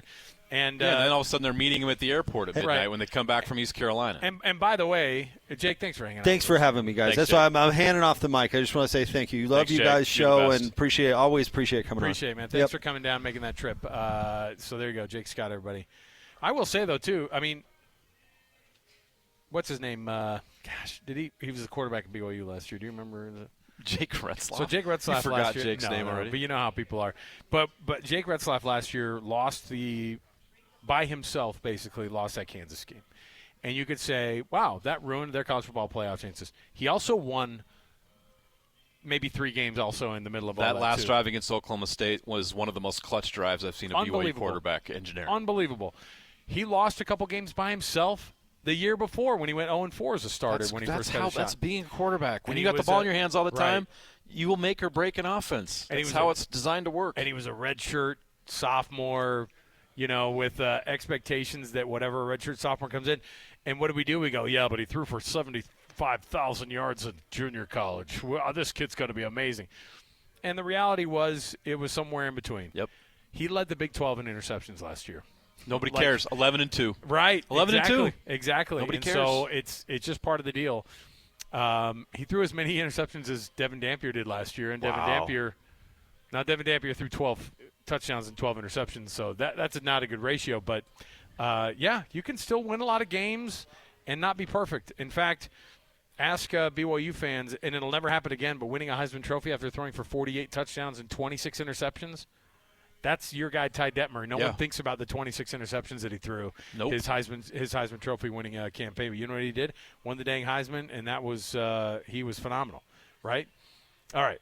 We've got another hour coming up here. We've got, I think Hans and Ben are going to join us too. Hans Olsen, Ben Anderson going to join us right here next. So stay right here with us. Our College Football Roundtable continues. 97.5 the KSL Sports Zone. It's another battle for the Aggies, and the KSL Sports Zone has it covered. It's a season-opening home game for the Aggies as they welcome UTEP to Maverick Stadium. Your home for all the play-by-play coverage of Aggie football is right here on 97.5, the KSL Sports Zone. You're locked on to JJ and Alex, presented by G2G Bars on 97.5, the KSL Sports Zone.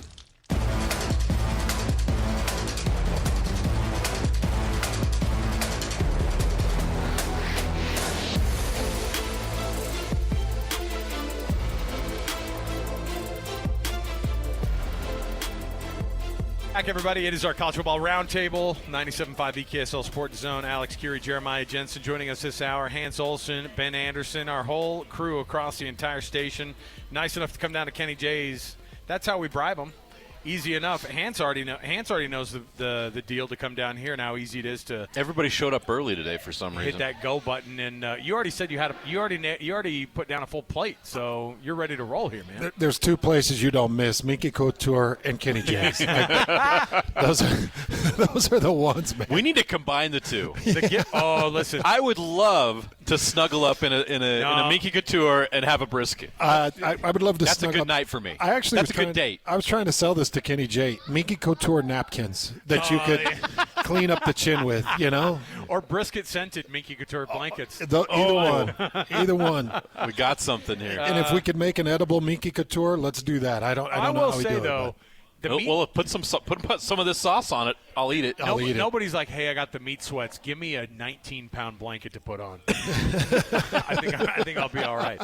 I don't know, man. Those blankets are soft. I was telling JJ that, like, I don't know. We have enough kids, and that's a big kid gift, when you have a new baby. Yeah. We have our whole house. There's not a room I don't walk into where I don't. You've got to have 20 Minkies in that house. We don't. There's not a room we don't walk into that there's not one. Hey, we've been having a blast today, chatting with all of our buddies and all our on-air colleagues.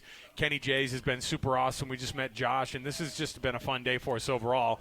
Hans and Ben going to bring us home here this last hour of all the things, and you've got your boards out.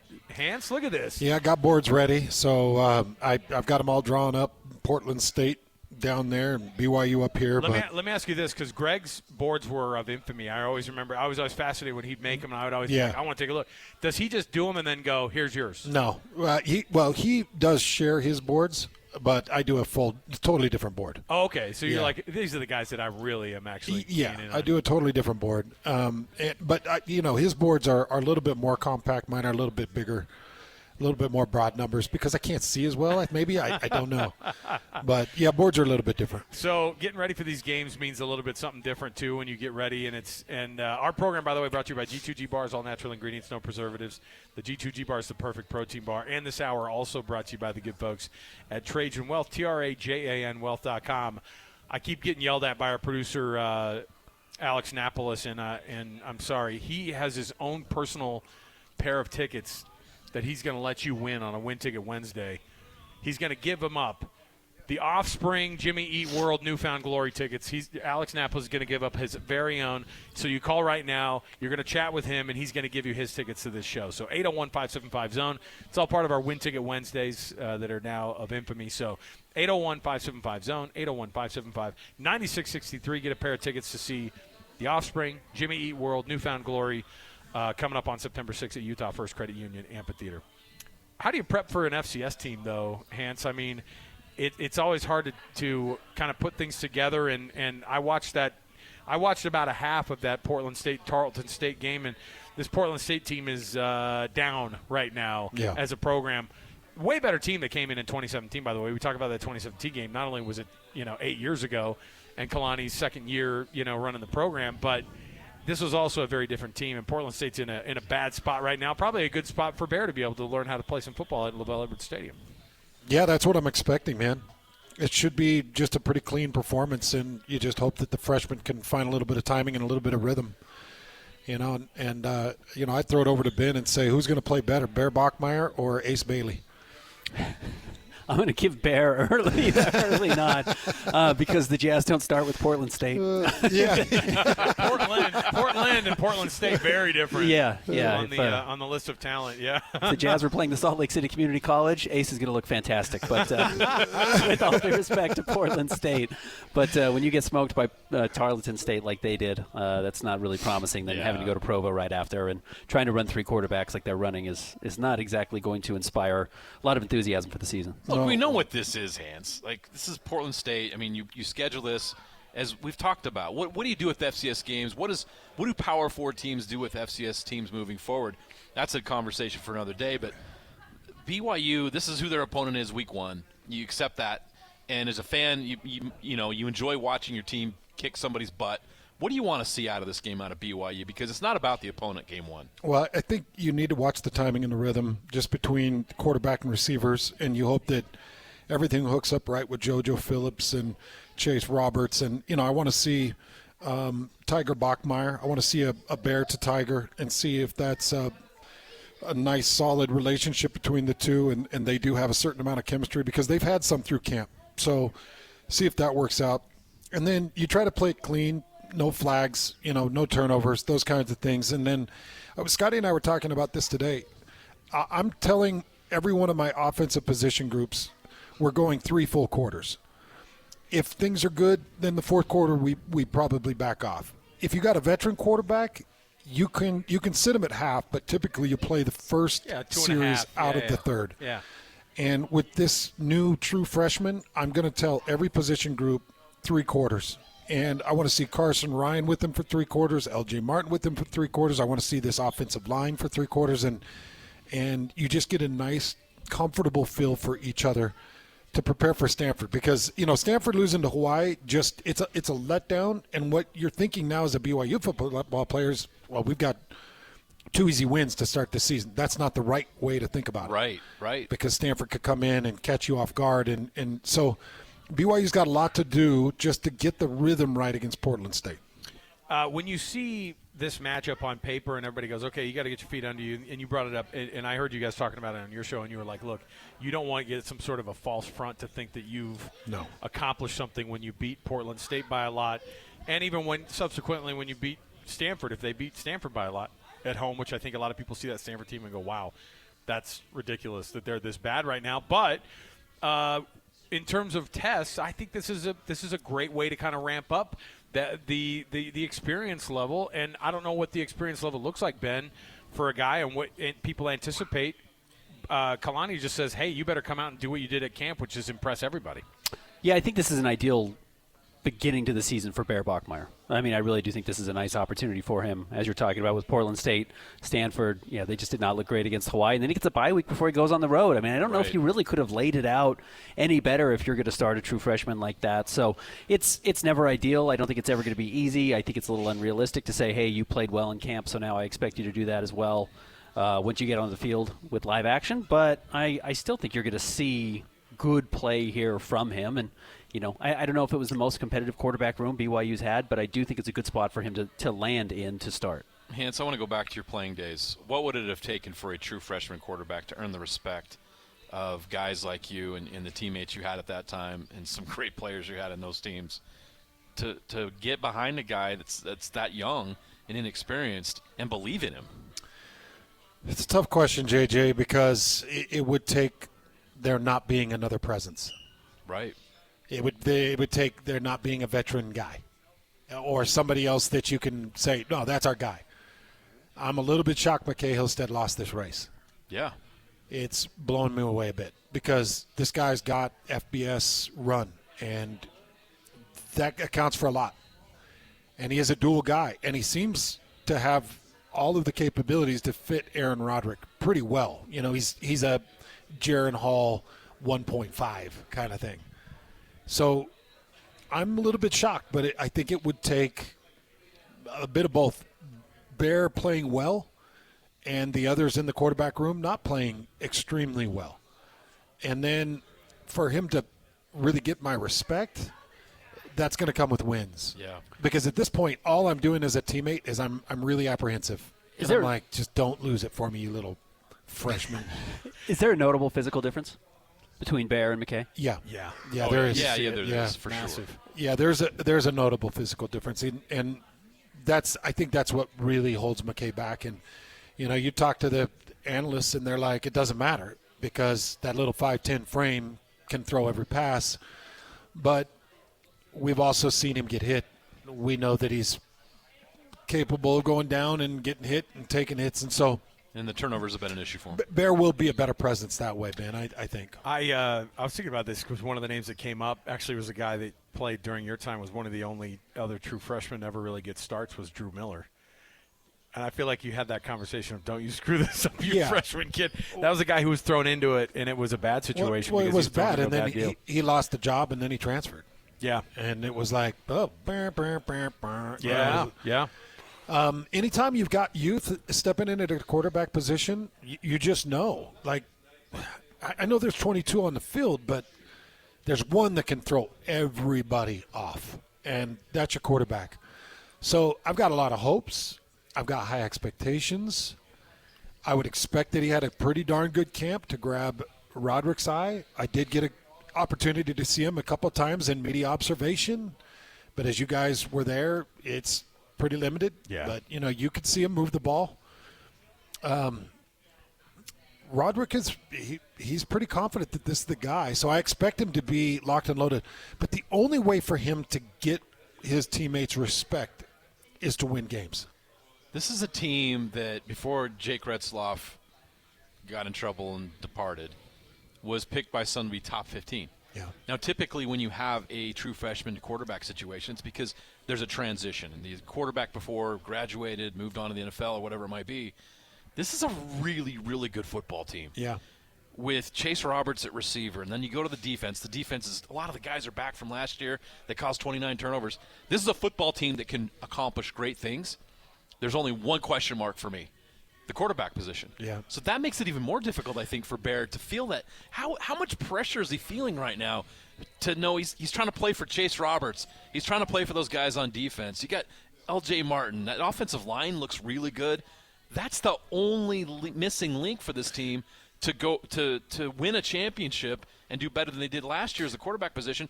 But if that quarterback position doesn't work out, this team could take the complete opposite step. Well, there's a positive perspective, and then there's the pessimist perspective. And the pessimist perspective is he's a freshman, he's going to make terrible mistakes, and he's going to fall apart. The optimist is he doesn't know what he's in for. He doesn't understand the magnitude of it. He doesn't know just how big this is. Now, he might find it out during the BYU-Utah game. He might find it out during some game that has major implications. But we've seen a lot of freshmen jump on the college football scene, and they just don't know better. And so they just play big. And I know Sam Levitt is a redshirt freshman, but I don't think Sam really knew what he was a part of last year. I don't think he realized, holy cow, going to a college football playoff and taking Texas to double overtime was one of the biggest things that Arizona State has done or will ever do. And you did it as a redshirt freshman because you didn't know. But he had a guy in Cam Scatteraboo that he could just hang his hat on. Yeah. And now the pressure's on him. Now he's feeling it. Did you see that interview he gave where he was like, I had to go through it in the offseason where I was like basically trying to find himself. I was like, who am I?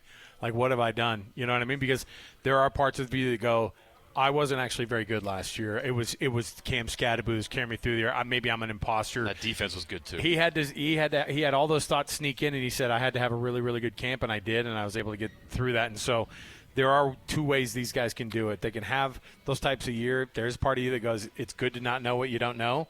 But at the same time, it's pretty wild to watch a guy make those adjustments and have that success at that level, and they can do it. He also didn't have Jack Kelly and Isaiah Glasker looking at him saying, hey, we thought we were going to compete for the Big 12 title this year. Now, they happened to, right, but nobody was picking Arizona State to be Arizona State last year. No. Nobody expected that. So they had zero expectation when he entered the year, and that is a little bit different than what Bear's dealing with.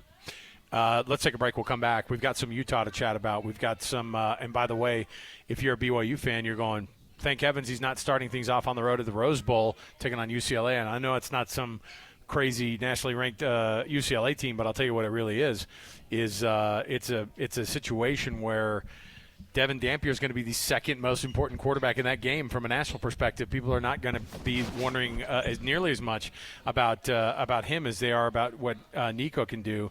But we'll come back, we'll talk, and we'll listen to what Kyle Whittingham had to say about getting ready for this week down in L.A. Stay here, 97.5 VKSL Sports Zone.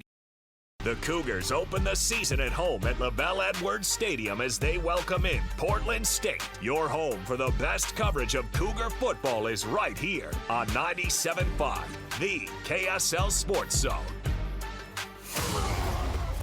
You're locked on to JJ and Alex, presented by G2G Bars on 97.5, the KSL Sports Zone. Woo!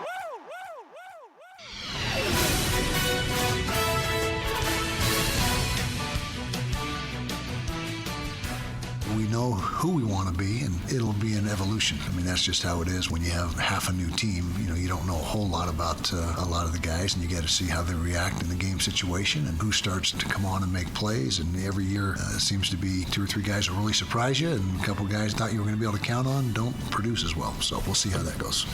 I'm feeling great.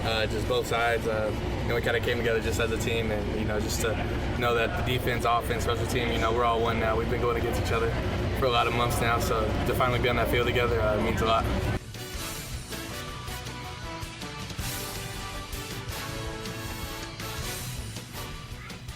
Welcome back. You just had a couple sound bites there. That was Travis Kelce and Taylor Swift on their most recent union. I told you I would work it into the show today. I didn't do it yesterday. I felt bad about it. I didn't feel bad about it at all. I thought that was a victory by us. I think we were the only radio show in the country that didn't mention it. I came home to a very animated. My wife was like, and my 13-year-old, I was like, you guys don't just pretend like you suddenly care. Get out of here with all that. Stop it. Oh, no, they're the best. I'm like, come on. I'm like, honey, you're not falling for this, are you? This is fake. It's America's royal couple. Oh, my gosh. It's kind of like your relationship, Hans. It is. It's like a beautiful woman and a big dumb guy. America's royal it's royal pretty couple, amazing. dude. I'm not going to lie. I love it. I love a good relationship. Love. I love my wife. Yeah. I mean, it's a great union. Well, I wish she was as rich as Taylor, but whatever. I bet she wishes you were as rich as Travis. I was going to say. I'm sure. Yeah, it's feelings mutual. We're rich in love, Ben. Yeah. That's all that matters. Hey, but, I mean, is it real? Are they going to sign a prenup, though? I mean, come on. If it's real love, they don't need to do that. You know what I mean? Come on. I'm wondering how much money Tom Brady's getting from Giselle at this point. You know what?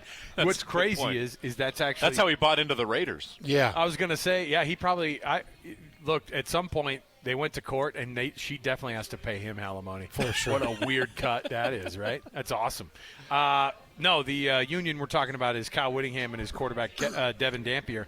And Devin Dampier talked about it. He's bought in from the beginning. We talked to him at Big 12 Media Days, Hanson, and I don't know, we talked to a handful of really, really impressive kids, but in terms of personality, you can't beat that guy, but they've also asked him to come in and own that Utah brand, and he got it from the very beginning. He's phenomenal, and he's all around, and he's just an incredible guy, and teaming him up with this offensive line is going to be unique. It's got the makings to be one of the special offenses in the country, honestly. With the duality and ability of Dampier with this offensive line, I know that there's some questions about receiving targets and who's going to do the catching, but you've got 2 running backs that I think are going to be incredible. And I think that there's depth on this offensive line too. So it looks to be pretty incredible. Plus, I don't know how people are preparing for Jason Beck. I don't know what they're doing. You can't look at New Mexico film because they didn't have an offensive front. Yeah. All of Beck's playbook was all limited based off of what he could do with the guys around him. And they were still the 4th in the country in offense. Offense. It's crazy. Hans, I watched you break down on some of his throws, Devin Dampier's. When he's able to throw the ball well, which was not always, what happened? It's tight. It's really good. You're talking about when he's sitting clean? It is a good ball. What is it? What allowed him to make good throws when he was throwing the ball well, and when he struggled, what was it? Yeah, sitting clean, and he just never was clean.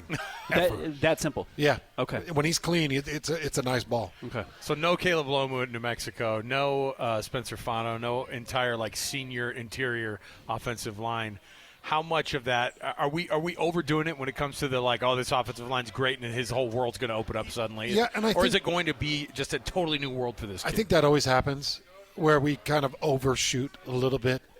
And I got to imagine there's going to be some of that with this offensive line. But by all expectations, and I've stayed really close with a couple of different NFL scouts, one in particular, by all indications, both of them will be gone within the first 2 days. But more likely within the first day, one, and maybe the other one in the second day. They think that Spencer Fauna's a first day. They think Caleb Lomo's probably an end of first day, maybe a second day guy. He could improve his stock all this year too, and maybe you can get into that first round altogether. Very well could. And like, if that's the case, then you got to set the expectations high. Yeah. But also, guys, remember we were going into that BYU season with Kingsley Suamataia saying, "Oh, this guy," and he didn't even play the final game of the season. He didn't even go to. What was it? Oklahoma State, I think it was. He didn't even take the trip. Crazy.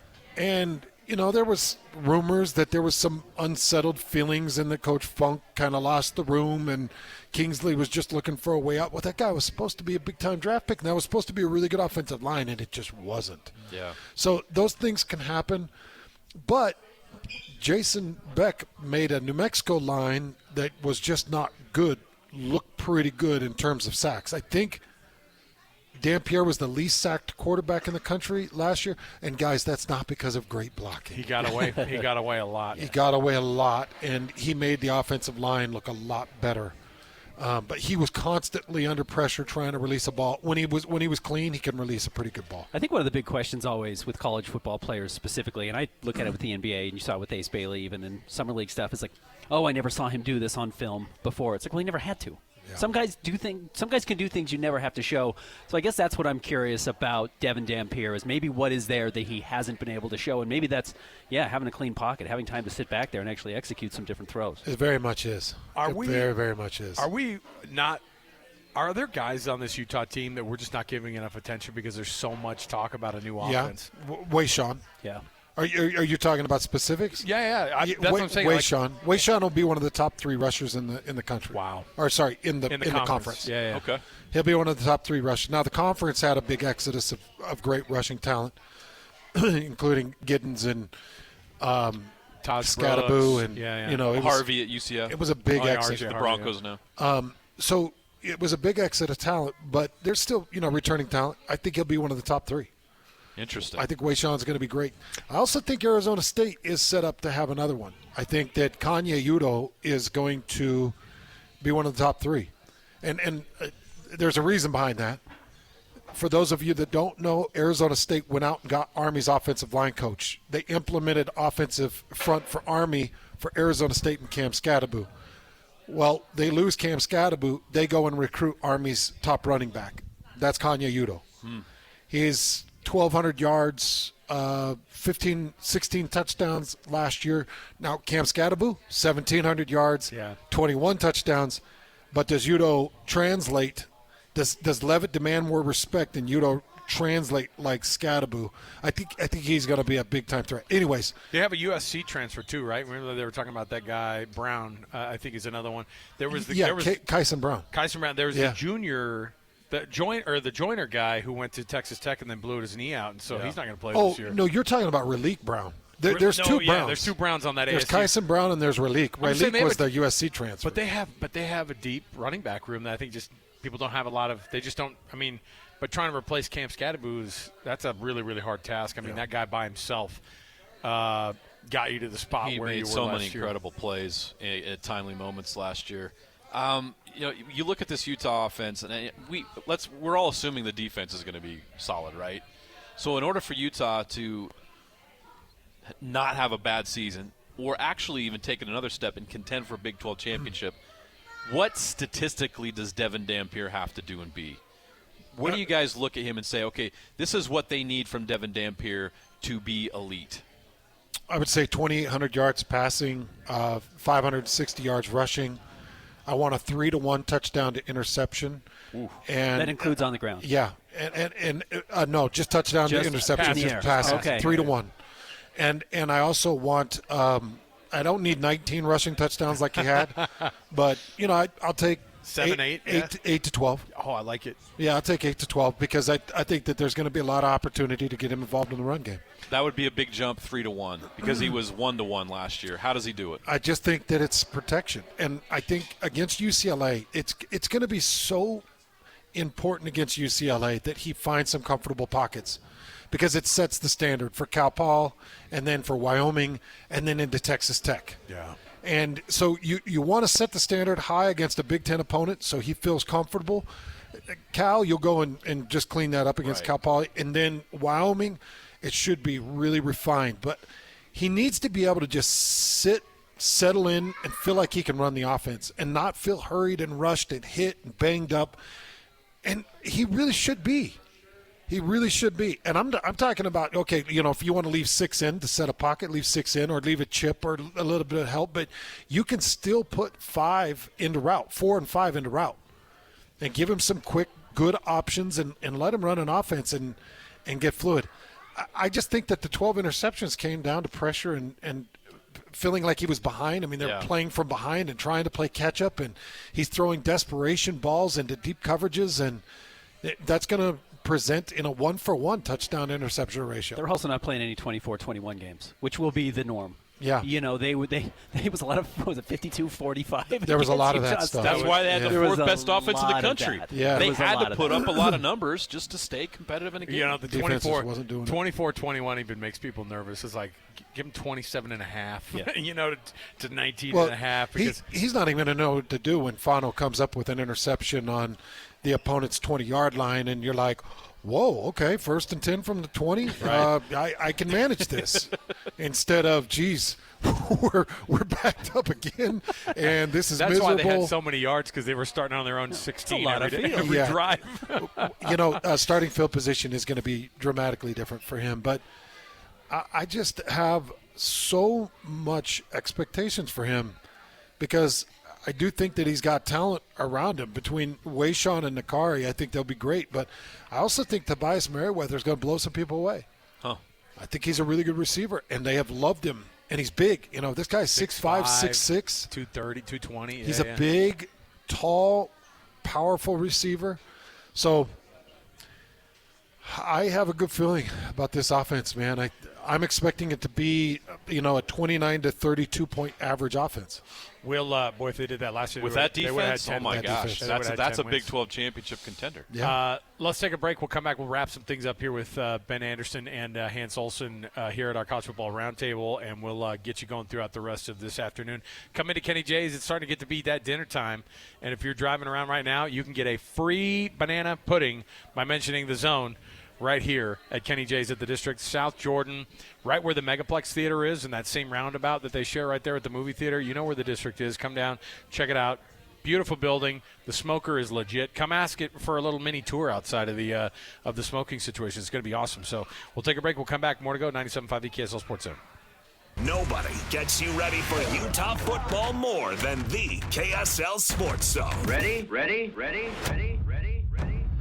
It's a trip to the Rose Bowl for the Utes as they open the season this Saturday at UCLA. Your home for the best coverage of Utah football is right here on 97.5, the KSL Sports Zone.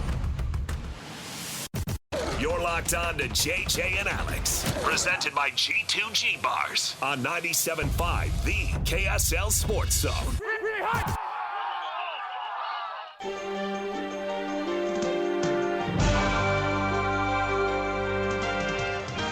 Well, we're going in this game to win, and our starters are going to be in there as long as they need to be able to do what we need to do to play well. Ideally, in all of our games, we get backups in there to get valuable reps, because you got to have your depth, and so they need reps to be able to continue to progress. And so, yes, I would expect to see the twos in there this game and early in the game, because that's how we handle every game.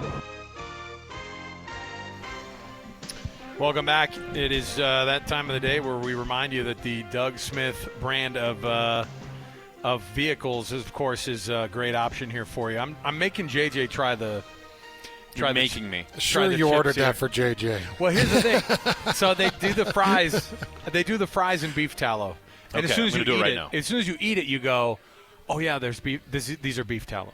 And I forgot the last time he gave me some chips. Last time I went, The chips are at a different level. First of all, if you fry them in beef tallow, they don't ever get soggy. We were just having a conversation about soggy and how that's not good. And these do not get soggy. These fries don't get soggy. I mean, it's phenomenal. So, can I tell you the best thing about Kenny J? Just take a look. I bet 8 or 9 of these people in this room are family. Yeah.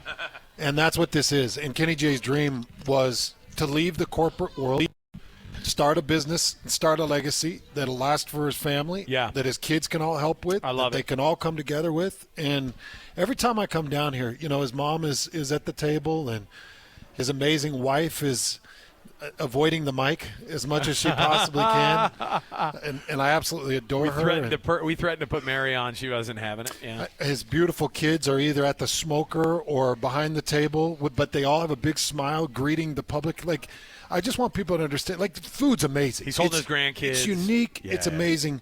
But when I come down here, man, it just gets me emotional because I love his dream, and I love his representation of his family. By the way, the nacho and the cheese with the jalapeno on it. I told you. Yeah. Boom. And Loved it. The crunch, and those these could sit out for 20 minutes. They'd have the exact same crunch on them. Excellent flavor, great appetizer. Love it. Ben, I was going to ask you a question about, we just heard from Jay Hill saying, we're going to get these twos in, and his defense was number 1 in the Big 12 last year. Utah was number 2 in the Big 12 last year in total defense, despite the fact that they had a 7-game losing streak. That's how bad the offense was. But number 1, number 2 defense right here in the state of Utah. Who has a better defense this year in the state? I think Utah's offense is going to make the defense's life a little easier. Yeah, that's a great point. So I don't know if that means that Utah's talent is better, but I think the job for Utah's defense might be a little bit easier than it will be for BYU. I like that. I just think, every iteration, we had Tanner Wall on the program last night right after practice, and we were like, what makes, Jay Hill so good? And Tanner Wall's like one of these genius kids, who had offers at every Ivy League school, and he decided to come and walk on a BYU, and he just was like, rolling the dice on it. He's a team captain now, and he was just like, Jay Hill has something prepared for every situation. Mm-hmm. And I think kids like him, dialed into the defense, they're ready for whatever those calls are too. Jay Hill runs a phenomenal defense, and guess what? They run the same freaking defense up at Utah. So guess what? It's 2 really, really good defenses. I think Utah gets back to form. I would love to see him be 1 and 2 again this year. Jay has really tweaked and changed. It's actually not. Well, but that's what Tanner Wall said too yesterday. He goes, I said, how much has it changed even just during the time you've been here? He goes, every year there's wrinkles. He studies. He goes to school on it, and the concepts change and the calls change and. You got to have some really, really bright kids running those defenses these days. I'll just tell you that I expect this defense to look very much different than it even was last year. Why? Because the success they had against Colorado, they ran a lot of different unique fronts, and they ran a lot of the odd looks, which leaves a nose tackle, and you can either have 3 at the line, you can have 5 at the line, you can have 7 at the line. And you can use different creepers, different blitzers. When you have unique talent. Is it driven by talent? Yes. Okay. When you have unique talent like Tassili Akana or Ephraim Asiata, when you've got Isaiah Glasker or you've got Jack Kelly, these guys, you can't just run a traditional linebacker set. You won't maximize their talent.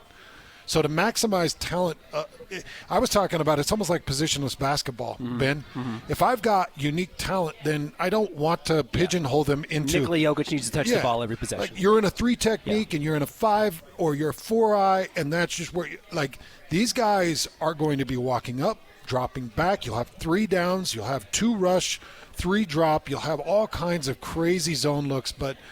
This is it's not going to look familiar. Well, I don't know how much people actually see what's happening. They just see the outcome. But if you know what's happening, it won't look anything like Kyle. It won't look much like Jay early last year or Jay when he first came in. He's got some really unique talent. I'm really excited to see it pop. It's going to be tough to stop. As an offensive lineman, I'd hate to block this defense. What's your guess on Justin Kirkland and whether or not he's going to be healthy or not at the front end here? I cannot get a tell on that. I know. I cannot get a tell. It is not good that he's not playing game 1 or kind of that they've led on that it wouldn't be game 2. That he's been sitting out of practices and, yeah. Yeah. But I would give him as much rest as I possibly could because I got to have him for Game 3. East 12. Carolina, you better be fully loaded for East Carolina. That'd be a big letdown. And if you loss. don't have him for the Big 12 schedule, then you got an issue. Well, and again, that goes to running the odd front. Now, I will tell you, the odd front is brand new to Keanu Tanavasa. Keanu Tanavasa is a traditional even four-man. Right. He likes to run a 1, 2, and 3 technique, and he's going to be running off of a center quite a bit. So it's going to be a whole new test for him. But that does give you, when you're running an odd front and you're running off a center, that gives you a lot of versatility. I can run across guards face right, guards face left. I can hit A's, both A's gaps. I can run tilts. I can attack the snapping hand. There's a lot I can do from that plus minus. It's just it's new and unique to him, and you'll run that until Justin gets back. And I think those and it's just going to be so beneficial for those outside linebackers who they're going to ask to rush that quarterback so much more this year, and I think they're going to be getting to him like crazy. I think you're going to see Jack Kelly with 6+ sacks this year. I think you're going to see what did they call? What did exotic blitz packages is what we were told. It's going to be some exotic blitz packages this year. And by the way, where I'm taking this from is the Colorado game. Yeah. That's it. I mean, I have no insights. I have none. I watched that Colorado game, and I'm like, Jay Hill found something. Yeah. He found a way to maximize the talent of Tyler Batty, Blake Mangelson. He found a way to maximize Jack Kelly and Glasker. Now he's going to take Keanu Tanavasa as kind of a Tyler Batty, but more on the inside. He'll take an Asili Kana and make him a unique individual. And, he'll take a Latui, and he'll have some usage for Latui like he did Mangelson. And you won't be able to tell what that defensive front's doing. You guys, thanks for hanging out with us. Ben, thanks for coming down. That's been Hans, fun. Thanks for coming up, man. We appreciate Glad to do it. We'll keep breaking these things down over the next couple of days. The Ute preview show with Hans and Scotty, by the way, tomorrow brought to you by Beehive Meals. Don't miss it. In studio, they're going to be chatting it up and get you ready for this Utah football program as well. And then we've got our Football Fridays, of course, coming up on Friday. This portion of the show is always brought to you by the good folks at the Doug Smith brand of dealerships in American Fork, Spanish Fork, and in Linden. All right, let's take a break, Thanks, guys. We got more to go around the corner. Stay with us right here at 97.5 EKSL Sports Zone.